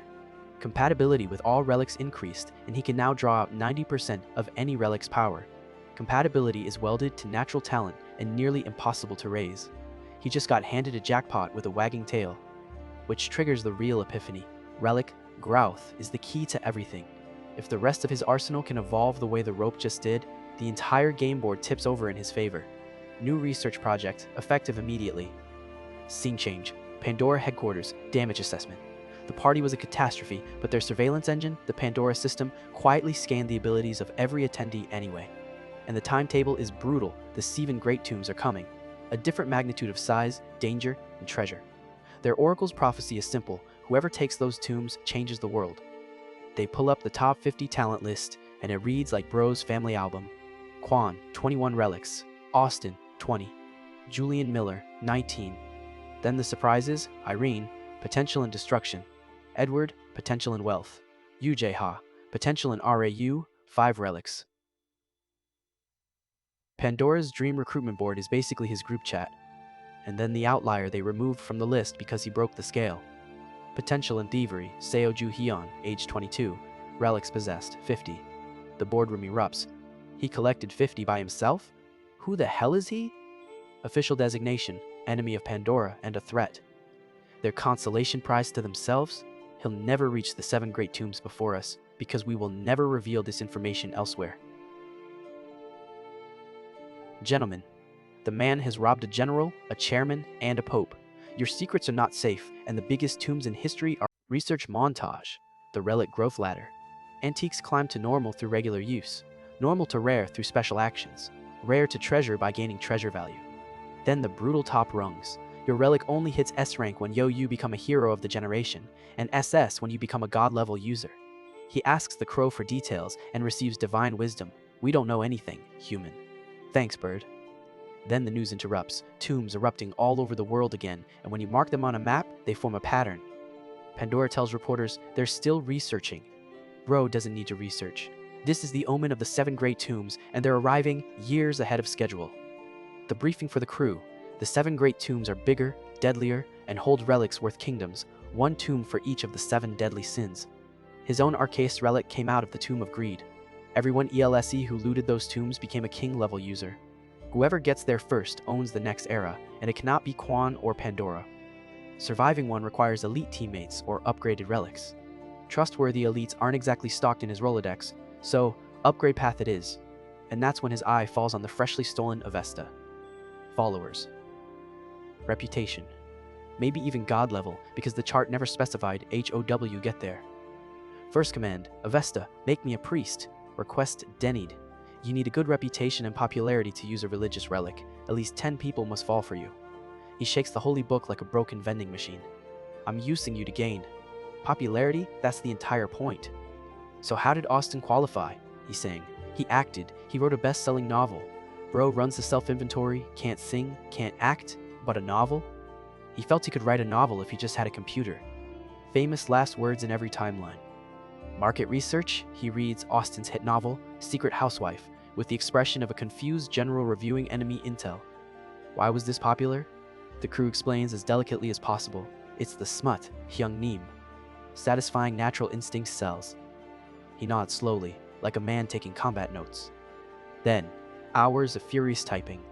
The word count climbs, the confidence climbs faster, and soon he's daydreaming about publishers calling and being too busy raiding tombs to write the sequel. Should I do this seriously as a side job? Sir, you have written 1 chapter. Peer review, conducted at knife point. Jae Ha, aware the Shakespeare relic can force honesty out of him anyway, opens with a hostage video, SUPERINTERESTINGYOUREAGENIUS. Then the dam breaks. Leader, this is boring. The plot makes no sense, and it's not even interesting. And the core critique is devastating. WHY is the story about raiding tombs if the genre is supposed to be smut. Where is the smut scene? His defense comes straight from the heart. Relics are the best things in this generation. The man attempted to write romance, and the love interest is a burial site. The second reviewer can't even get past line 1, and the vocabulary check is brutal. What does Siberian mean? What's endeavor? What's despise? Those are all in the first sentence. Final review stack. Boring, incomprehensible, and, direct quote, the rope relic would write better than this. Character growth achieved? Novels are harder than I thought. I should focus on what I've been doing. Let's just go raid some more tombs. The scariest man in the relic world, humbled not by gods or generals, but by literature. And 7 sin-filled megatombs are waiting for. The restoration sweatshop gets interrupted by marching orders. Pack up, we're going to Kyoto. Nearly 2,000 people have vanished from the city, and every single one of them is female. Bro's diagnosis from one news report, only a harem relic pulls that off. His tactical assessment is extremely him. Seduction relics are basically useless, except right now, when he still needs 10 fans to unlock the Avesta. I'll seduce all the girls and make them my followers with this relic. Sir, the novel already failed. Let the dream die. He will not let the dream die. Kyoto. Police swarm the bamboo forest because a politician's daughter is among the missing, and one officer already DIE'd in a rescue attempt. That detail bothers him. Neither of the classic lady-seducing relics, King Yuijia's or Casanova's, can kill anyone. Whoever's out there is carrying something extra. Solo scouting ends in ambush. The missing women pour out of the bamboo like bloodthirsty ghosts, swinging with combat skill no civilian should have. And he can't fight back properly, because every attacker is a hypnotized victim. "Ladies, please go easy on me," he mutters, dodging an army he refuses to hurt. Then one attacker's face stops him cold. He nows her. The owner of the Future Guide relic, the prophecy tool that Quan bled dry for predictions in the previous timeline. Sasaki Yuka, mind-controlled and swinging at his head. His rescue technique is, as always, percussion. But mid-beatdown comes a real discovery. The system reports her emotions growing stronger and the relic's influence decreasing. Strong feelings burn through mind control, noted, filed, and absolutely going to be weaponized later. Sasaki wakes up with intel. Her controller, an American soldier named Simon, almost certainly one of Kira's leftover men. Over 2,000 women under hypnosis, and the abnormal combat skill has a source. Simon Also owns a necromancy relic and is possessing them. A one-man ghost harem army. Bro's professional evaluation. This Simon guy must be a huge pervert. Reaching Simon means going through 2,000 human shields he's not willing to hurt. Most people would call that mission impossible. Bro thinks for a moment and announces, "But I know what to do now. I'm going back to the hotel. No further explanation." There never is. He hands Sasaki travel money and orders her straight home, away from all of this. And she finally connects the dots out loud. "Back then, you destroyed my Future Guide relic. You were saving me, weren't you? And you saved me again today." His response, allergic to being perceived. "I destroyed it because it was troublesome. Just go home." The crew watches her go with knowing grins. "You sure are popular. Leader Wei, I'm jealous. Shut up. I don't count kids." And then the system drops a progress report on the Avesta's requirements. Reputation, 0. Popularity, -10. And, requirement, at least 10 people must fall for you, 4 out of 10. He stares at the number, genuinely baffled. "When did I get 4 people?" "Sir, the entire audience can name them." The densest man in 2 timelines needs 6 more admirers, and he's about to hunt them with the romantic instincts of a crowbar. The hotel plan reveals itself. This is why he ordered the 3 Egyptian god relics left broken. Anubis is about to get drafted into the war effort. "Step 1, announced with a straight face. Follow me. We're going to train the dog." "Jeha? Dog training?" Anubis wakes, remembers everything, and immediately promises murder, right before discovering his body barely moves. Bro shrugs. "I didn't do anything. You just messed up inside. The offer, form a contract, and the greatest restorer alive fixes you." The death god laughs in his face. As expected. Plan B then. Plan B is obedience school for a deity. Leash, the freshly upgraded rope, delighted to assist and violently loyal. Walk, paw, other paw, sit. Every royal protest, "I'm a god, you know," accomplishes absolutely nothing against a rope, screaming, "Call him Auner, Auner." Fetch is where dignity goes to die. The rope hurls the stick, drags the shrieking god of death across the field after it, and then proudly returns carrying Umbus instead of the stick. "Owner, I brought it, I brought it." Bro, deadpan, "Why are you the one bringing it?" One more time. Hours later, drained to a whisper, Anubis finally relents and reveals his contract conditions: strong belief, the ability to make cold judgments, and you must once have stood at the edge of death. The dog god runs the checklist on his tormentor and realizes the bastard fits every single one. How unexpected. He's so young, too. Contract sealed. Restoration approved, with an asterisk, but just a little, just enough to not die. A fully healed god might get second thoughts. Anubis howls that he did everything that was asked, and receives the coldest performance review in the afterlife. "Yeah, good job. Keep it up." Cut to Simon's bamboo palace, where a possessed lookout wakes him. "Priest, there is an intruder." The man rises in genuine offense. How dare someone disturb his, direct quote, "pure harem. Whoever it is won't die peacefully." The intruder is standing alone in front of 2,000 hypnotized guards, radiating boredom. "I don't fight commoners, so you bugs should get lost. Tell your leader to come out." Simon flexes his math. 2,000 women possessed by the souls of brave soldiers, reserves hidden in the villages, you surrounded, and you're a piece of cake. Bro nods along politely. "Well, I'm not too surprised." And then the earth opens. 20,000. Soldiers rise from the ground, real dead warriors marched out of the afterlife by the death god's relic. If you want to brag, you should have at least this much. You're the one who's surrounded, fool. Simon shrieks the attack order, and nothing happens. Because the souls possessing those women are actual soldiers, and actual soldiers can count. 10 to 1 is not a battle, it's a funeral. Bro sweetens the pot. I won't harm anyone who surrenders. Is your loyalty really worth a fight your commander can't win? The ghost army defects on the spot. Get him! Simon disappears under a dog pile of his own former army, raving as they drag him down. My life was supposed to change in just a few days. I was all prepared to clear the 7 great tombs. Record scratch. Bro's head snaps around mid-victory. The 7 great tombs will form near here? The harem pervert knew something enormous, and the interrogation starts immediately. Almost at the finale. If this recap earned it, hit like and subscribe so you don't miss the next chapters. The interrogation pays out double. First, confirmation. One of the 7 great tombs is forming right here in Kyoto. Second, a system windfall. The harem's owner has switched. 2,000 freed women now follow him, and the Avesta requirements are officially met. His reaction to learning stolen reputation counts, huh? Then, to the ladies, step on him. They oblige. Change of itinerary. They're staying in Kyoto until the Great Tomb opens. The crew points out they only packed a few changes of clothes for a quick relic heist. Just buy new ones. You worry too much. The harem fallout is 2,000 devoted fans besieging the hotel, screaming his name. His crowd control. All right, girls, disband, go home, come back when I call. And if you want, sign up for my fan club. He has a website. Sasaki manages it, claiming idle standing made her an industry expert. Then, in the back of the crowd, a face from another lifetime. Lee So. Ah. His old TKBM raiding team scout, brilliant at finding people and relics, and once genuinely close to him. He says nothing, but he clocks her and files it. Progress report. 3 relics upgraded to rank C and the crown jewel. Shakespeare's pen has grown from young to adolescent. Shakespeare's pen, rank S. Casanova's perfume joins the collection too. Nothing god level yet, but the board is filling in fast. Then housekeeping arrives, and the cleaner pushing the towel cart is Seol Ah, an elite raider in a maid uniform which, as Bro puts it, a dog on the street would scoff at, and underneath the disguise, a faint relic aura she couldn't fully hide. Confronted, she commits to the bit for exactly 2 sentences. You're delusional, I'm just cleaning, before folding completely. Ch, you knew? I have no choice.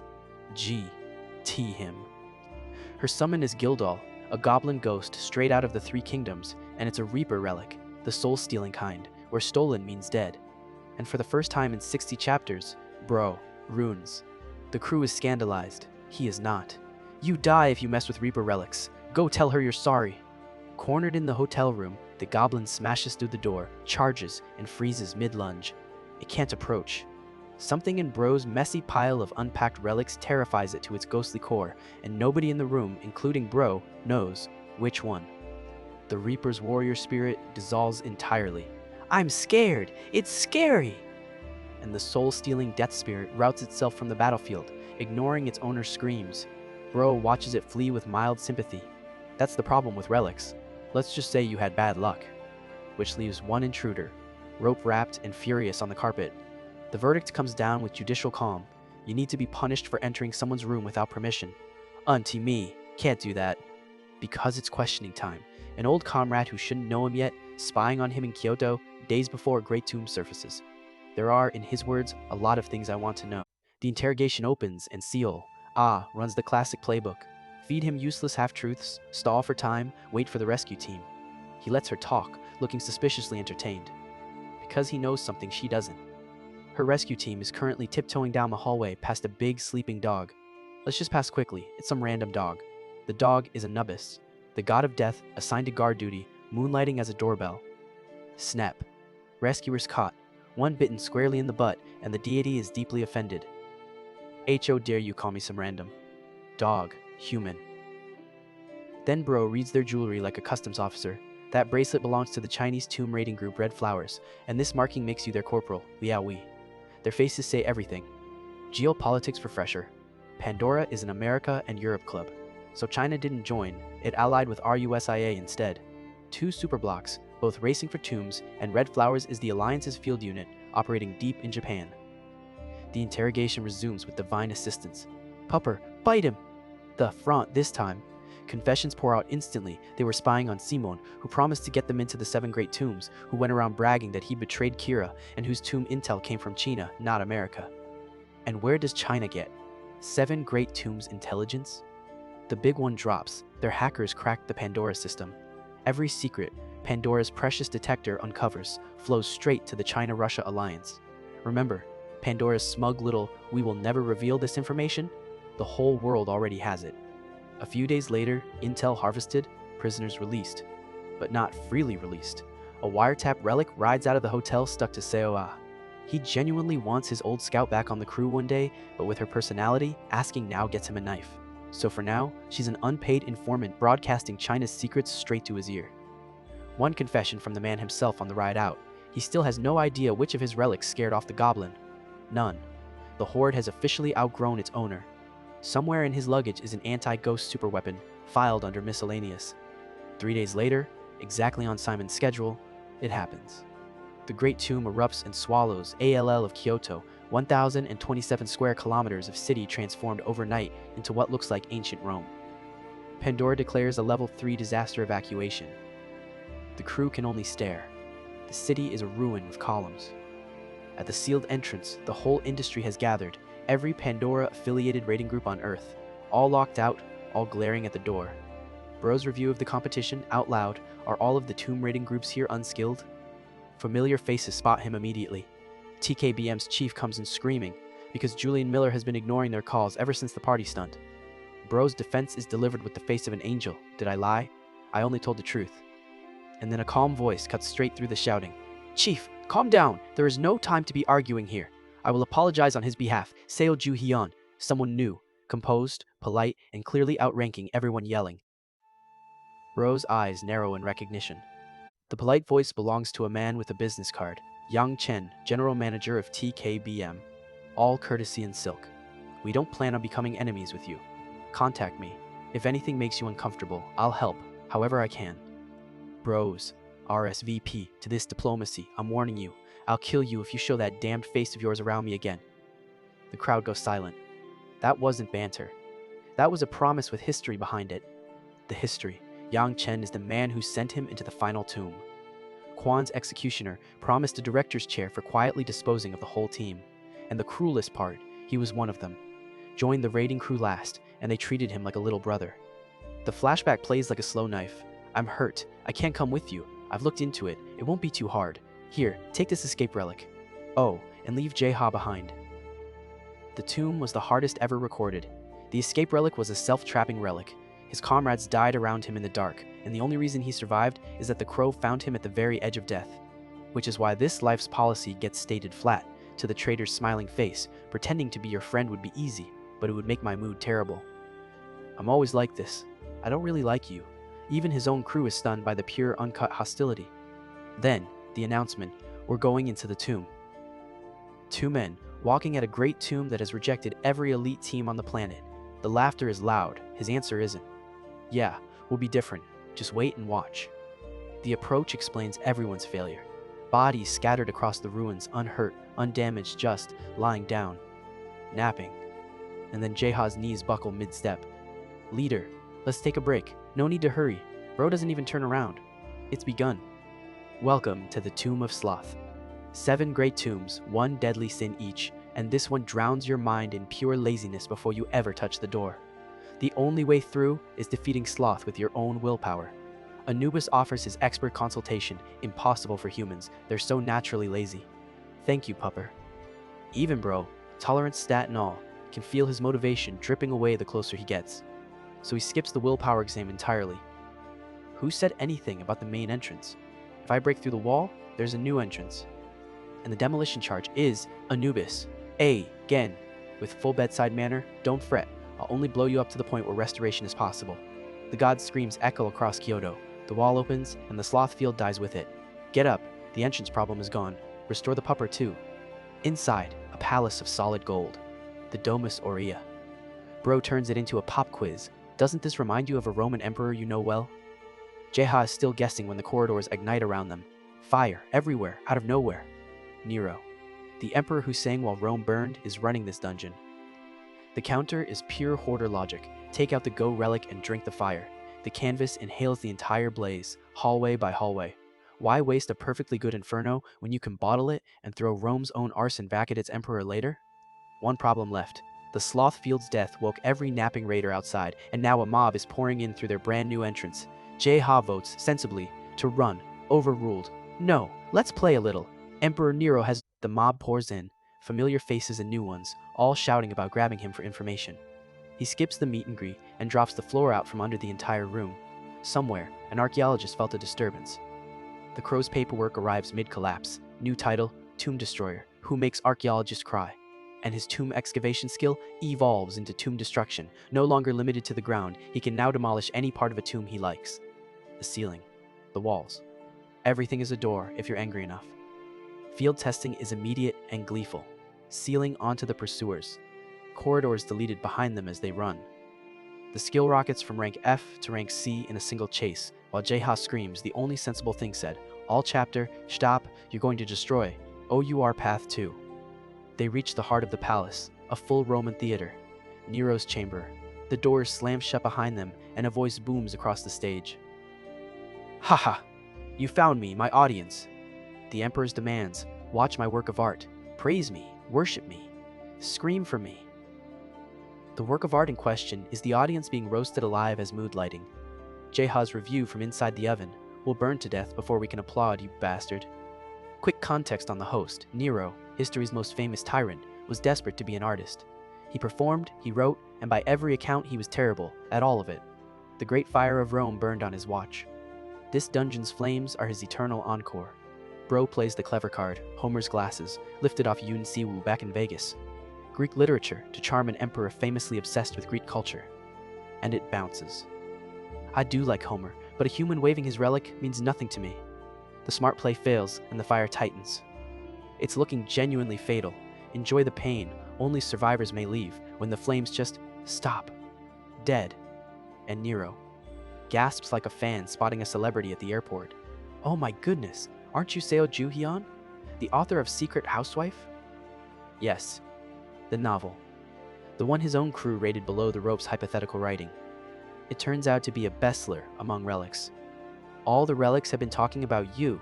You're the hot topic. You're my only competition. Bro's horrified interrogation of his crew, WHOSS and the relics my book, produces no suspects. Nero materializes a full human form just to fanboy properly. Apparently high-rank relics can do that, and delivers the literary review of the century. Skilled sentence formation, amazing descriptions, specific diction. Secret Housewife is truly the work of the century. I can't believe a human wrote it. Anyone who disagrees has rotten eyes. Anubis, deadpan, to his owner. Congratulations. You have obsessed fans now. You'll soon reach God level. The road to divinity, paved by the failed smut novel about tomb raiding. Bro's complete response, shut up. And then the boss fight is formally declared. SEO, Ju, he-oh. Let's have a competition of literature right here. You are worthy of being my opponent. The deadliest tomb in Japan will be decided by a white-off, and the look on Bro's face says he'd rather fight the fire. Bro wants absolutely no part of a literature duel with a dead emperor. Then the door problem solves itself. Rival raiders pry open the gate, and Nero torches them without even turning around. I'm not interested in bugs like you. G.T. Lost. Handy bouncer, this emperor. Then his detector screams, the one name that changes everything. The scheming relic is approaching. Zhuge Liang. Julian Miller is inside the tomb, and Zhuge Liang's relic can uncover the weakness of any tomb and its relic, meaning Nero is snatchable by someone else. The clock just started. So he flips on a coin. Fine, I accept the competition. One condition, not here. This is your home ground, and a true artist knows the environment decides everything. If you want a fair match, it happens somewhere neutral. So come with me. Nero smells the kidnapping instantly. You're planning to take me OUT of here. But the artist's logic is simply too strong. Environment matters. You'd go all out at home. I can't. That's true. I got it. Make sure to keep your promise. And thus, one of the 7 great relics talks IT's self into being stolen. Julian bursts into the theater seconds too late. The greeting is pure salt. It's been a while, Miller. Sorry, but you missed it. The relic is mine now. Have fun looking for it. And he strolls out of the boss room with the boss walking beside him. The tomb begins collapsing the moment its owner exits, which is everyone else's problem. Bro leaves through the hole he made on the way in, and behind him, Kyoto's great tomb simply evaporates off the map. The news reports a cleared tomb and a mystery clearer. In a penthouse somewhere, Austin Rockefeller learns the mystery clearer's name and starts breaking furniture. Him? Again? First my Avesta, and now one of the 7 great relics. Then comes the detail that genuinely frightens the room. Austin paid a Nostradamus relic user for the tomb's clear condition, and the answer was 100 human SA sacrifices.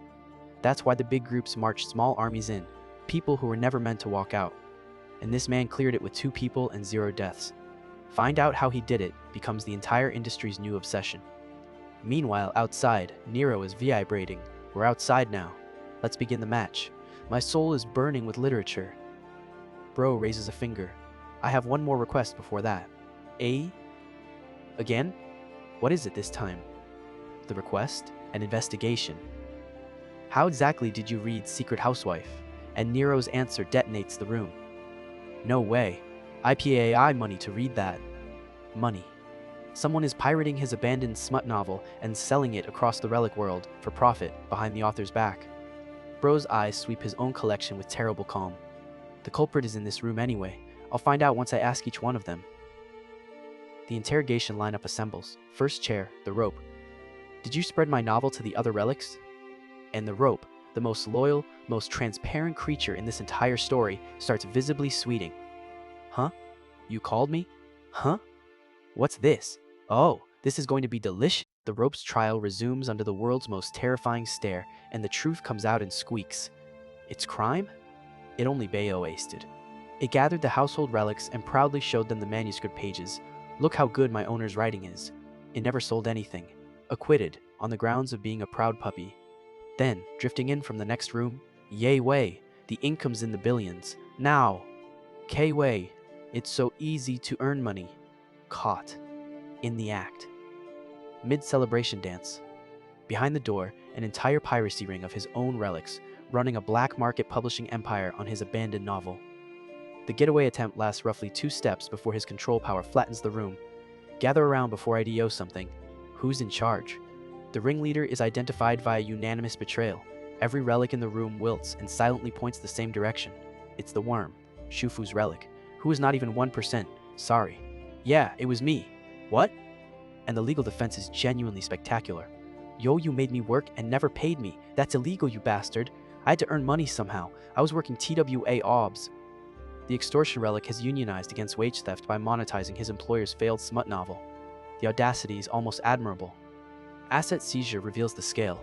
The room is knee-deep in cash from a dozen different countries, plus jewelry and expensive objects. As the confiscation drags on for hours, Bro has to privately admit the truth.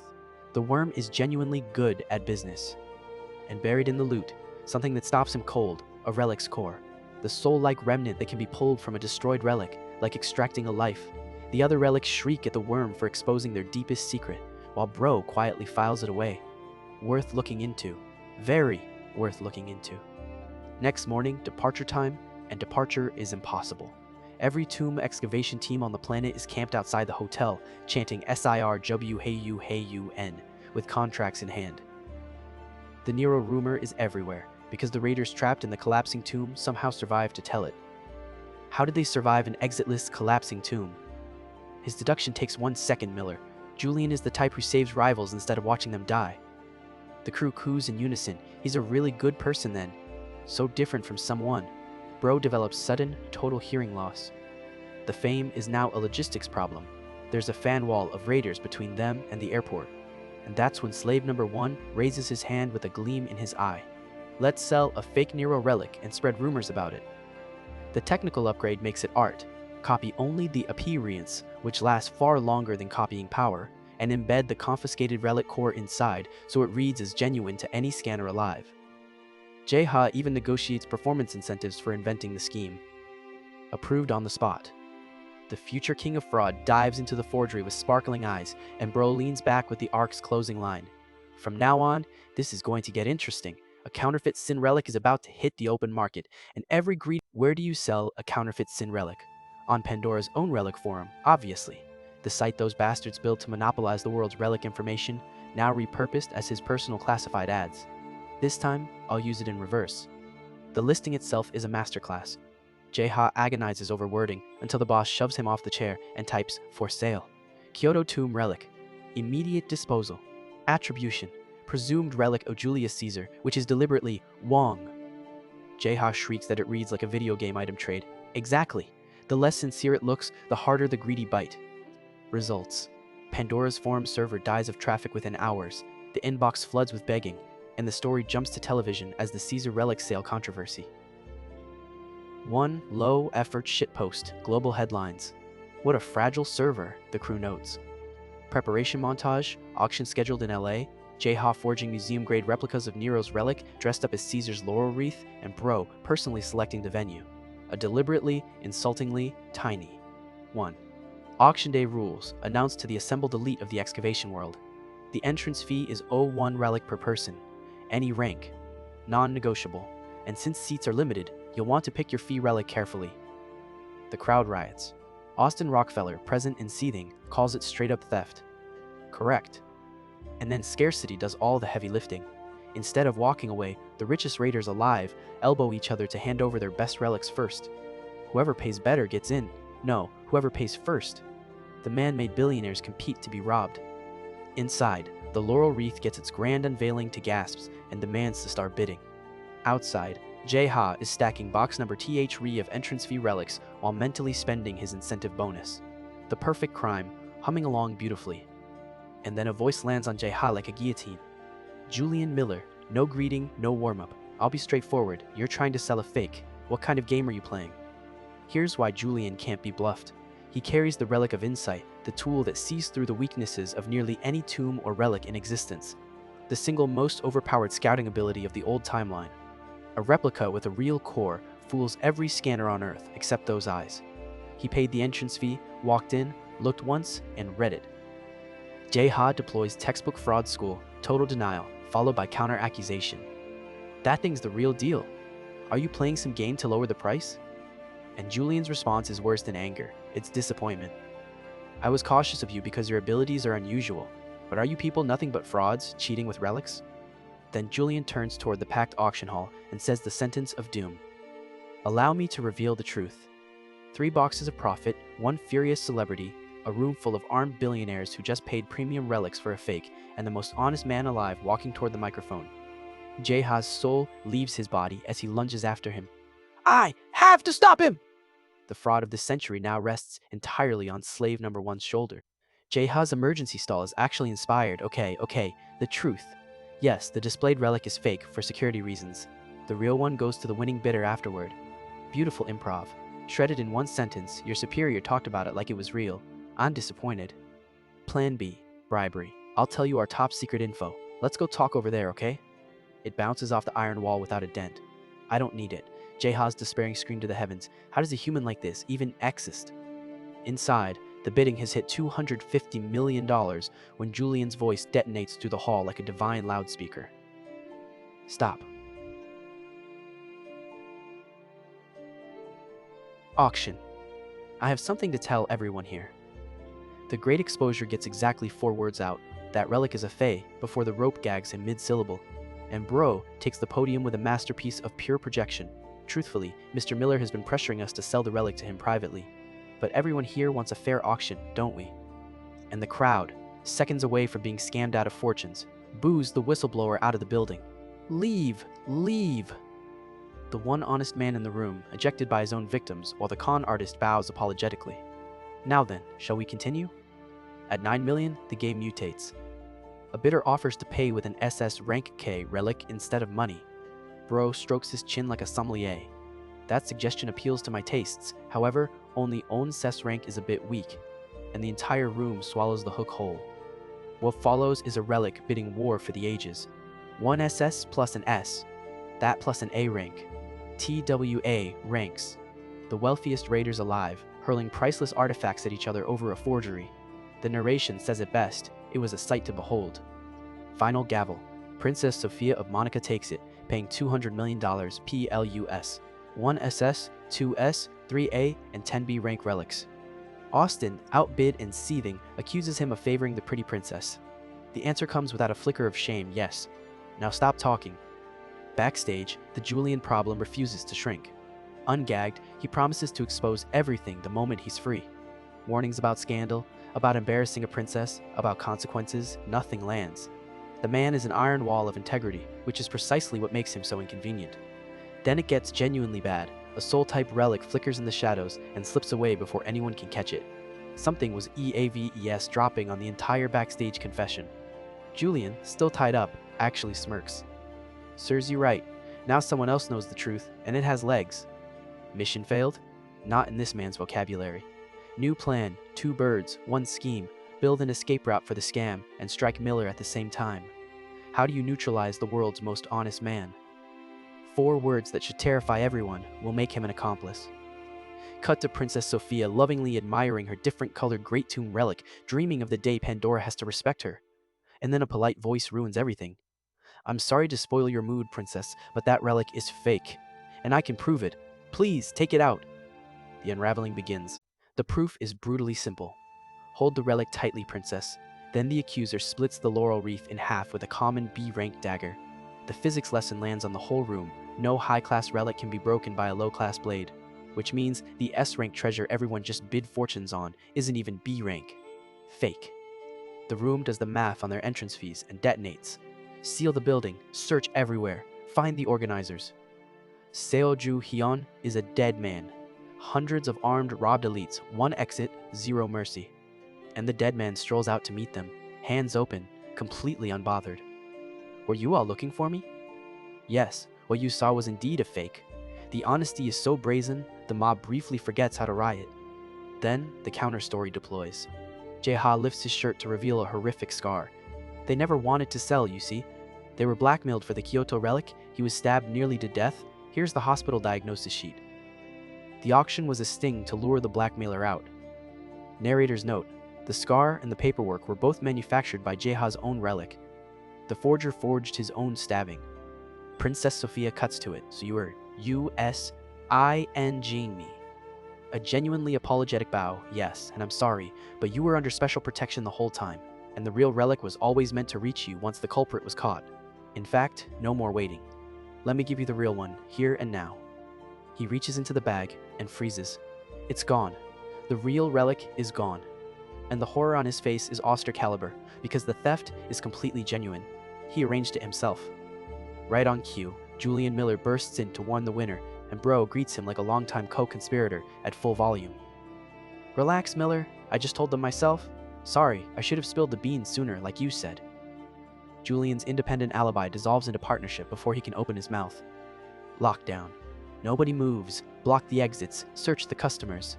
And Julian, helpful to his last breath, volunteers his relic to help find the stolen treasure. Bro's gracious little thank you is the sound of a bear trap easing shut. The search lights up, on Miller. The real relic is on him. His face cycles through every stage of grief in about 2 seconds. What? Why is it on me? Now, the machinery. The rope let him escape earlier, on command, at exactly the right moment. Nero's relic was instructed to hide its presence and cling to Miller like a burr. And Julian never sensed a thing, because Bro knows he barely uses Zhuge Liang's relic anymore. The stamina cost is too heavy. Every gear meshed weeks in advance. Final confirmation for the audience. The wreath found in Miller's coat starts screaming. How rude, you ignorant fools. Kenny Neal. Tenny Neal. Unmistakably the real, deeply unpleasant Nero. The mob's verdict is instant. Miller is the blackmailer. He's the one who stabbed the partner. Grab him. Julian protests with the fury of the genuinely innocent, and every word bounces off the preloaded story. The narrator doesn't even pretend. I'm literally framing him. The most honest man in the relic world, convicted by acclamation, dragged off by a crowd he once saved from a collapsing tomb. And the send-off, delivered with a tiny wave as they haul the great Julian Miller away. So long, douche. Somewhere, the ghost of morality files a formal complaint. What's the END game of framing the one good man in this story? One more chapter. And with that, the auction operation closes its books. Julian Miller, hauled off by police for alleged relic theft and blackmail, his voice in the industry neutered exactly as planned. And to settle the furious crowd, the Nero relic itself was handed over to Princess Sophie. On paper, Bro walked away without the grand prize. On paper. Back at the New York penthouse, the crew is wading through literal mountains of gold and boxes of confiscated entrance fee relics. H.Y. Unum. Why do you have so much money? His answer, counting stacks, I earned it. Where else? Discipline corner. Jae-ha is sentenced to 100 push-ups for letting Miller into the auction hall, chanting, I need to do on the way down, and the work I'm given on the way up. Human resources at this company remains fully medieval. Then something slams against the penthouse window. I have returned! Open the door. Now. It's the Nero relic. The one that is legally, officially, currently supposed to be in a palace in Monaco. And the final layer of the con unfolds. He never gave the relic up. It simply ran away from the princess afterward, and, in his words, losing it after the deal closed is her responsibility, isn't it? Do you think I'm crazy enough to pass up a strong relic? He sold a promise, kept the goods, framed the witness, and got paid in gold and artifacts. Flawless. Monaco, meanwhile, is on fire. The escaping relic torched the palace, the park, and a casino on its way out, and when the princess tried to assert ownership, it swatted her aside with pure imperial contempt. Humph.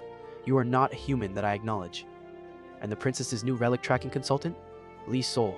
Ah, small world, getting smaller. Her report, the relic is in the middle of the Pacific Ocean, moving toward Hawaii. The princess orders immediate pursuit. It's still MY relic. I can't just give it up. Everyone is converging on the same island. Hawaii. Kauai Island. The crew gawks at paradise, wishing this were a vacation, and Bro tells them not to get attached. This is the arena. The moment the literature competition begins, Nero summons his entire burning palace, and this postcard landscape gets violently remodeled. But why, here, in the one gorgeous corner of Hawaii where nobody lives? Well, somebody does own property here. That gleaming private villa on the coastline, the one stamped TKBM on the gates, is Chairman Kwan's vacation house. Yes, the man flew across the Pacific Ocean specifically so that when a great tomb erupts, it erupts directly on top of his arch-enemy's beach house. Since it's that old man's place, I'm looking forward to the reaction. Petty revenge, now operating at planetary scale. So look at where 70 chapters have brought him. A dead tomb raider, reborn with 15 years of answers, now sitting on 50+ relics and a company called Grave. The War King, erased. Austin, robbed twice. Pandora, hacked and humiliated. Julian Miller in a cell. And a fire emperor bouncing on a Hawaiian cliff, demanding their duel of literature finally begin. So let's start, he says. The palace is about to rise. Kwan's villa is about to become archaeology. The princess and Seoul are racing across the ocean toward them, and the remaining great tombs of the seven sins are still tearing their way out of the earth, one by one. The Tomb Raider King's war on fate is only getting started, and the next chapter of it opens in fire. If you want to see the Emperor's Palace crush a chairman's villa, you know exactly what to do.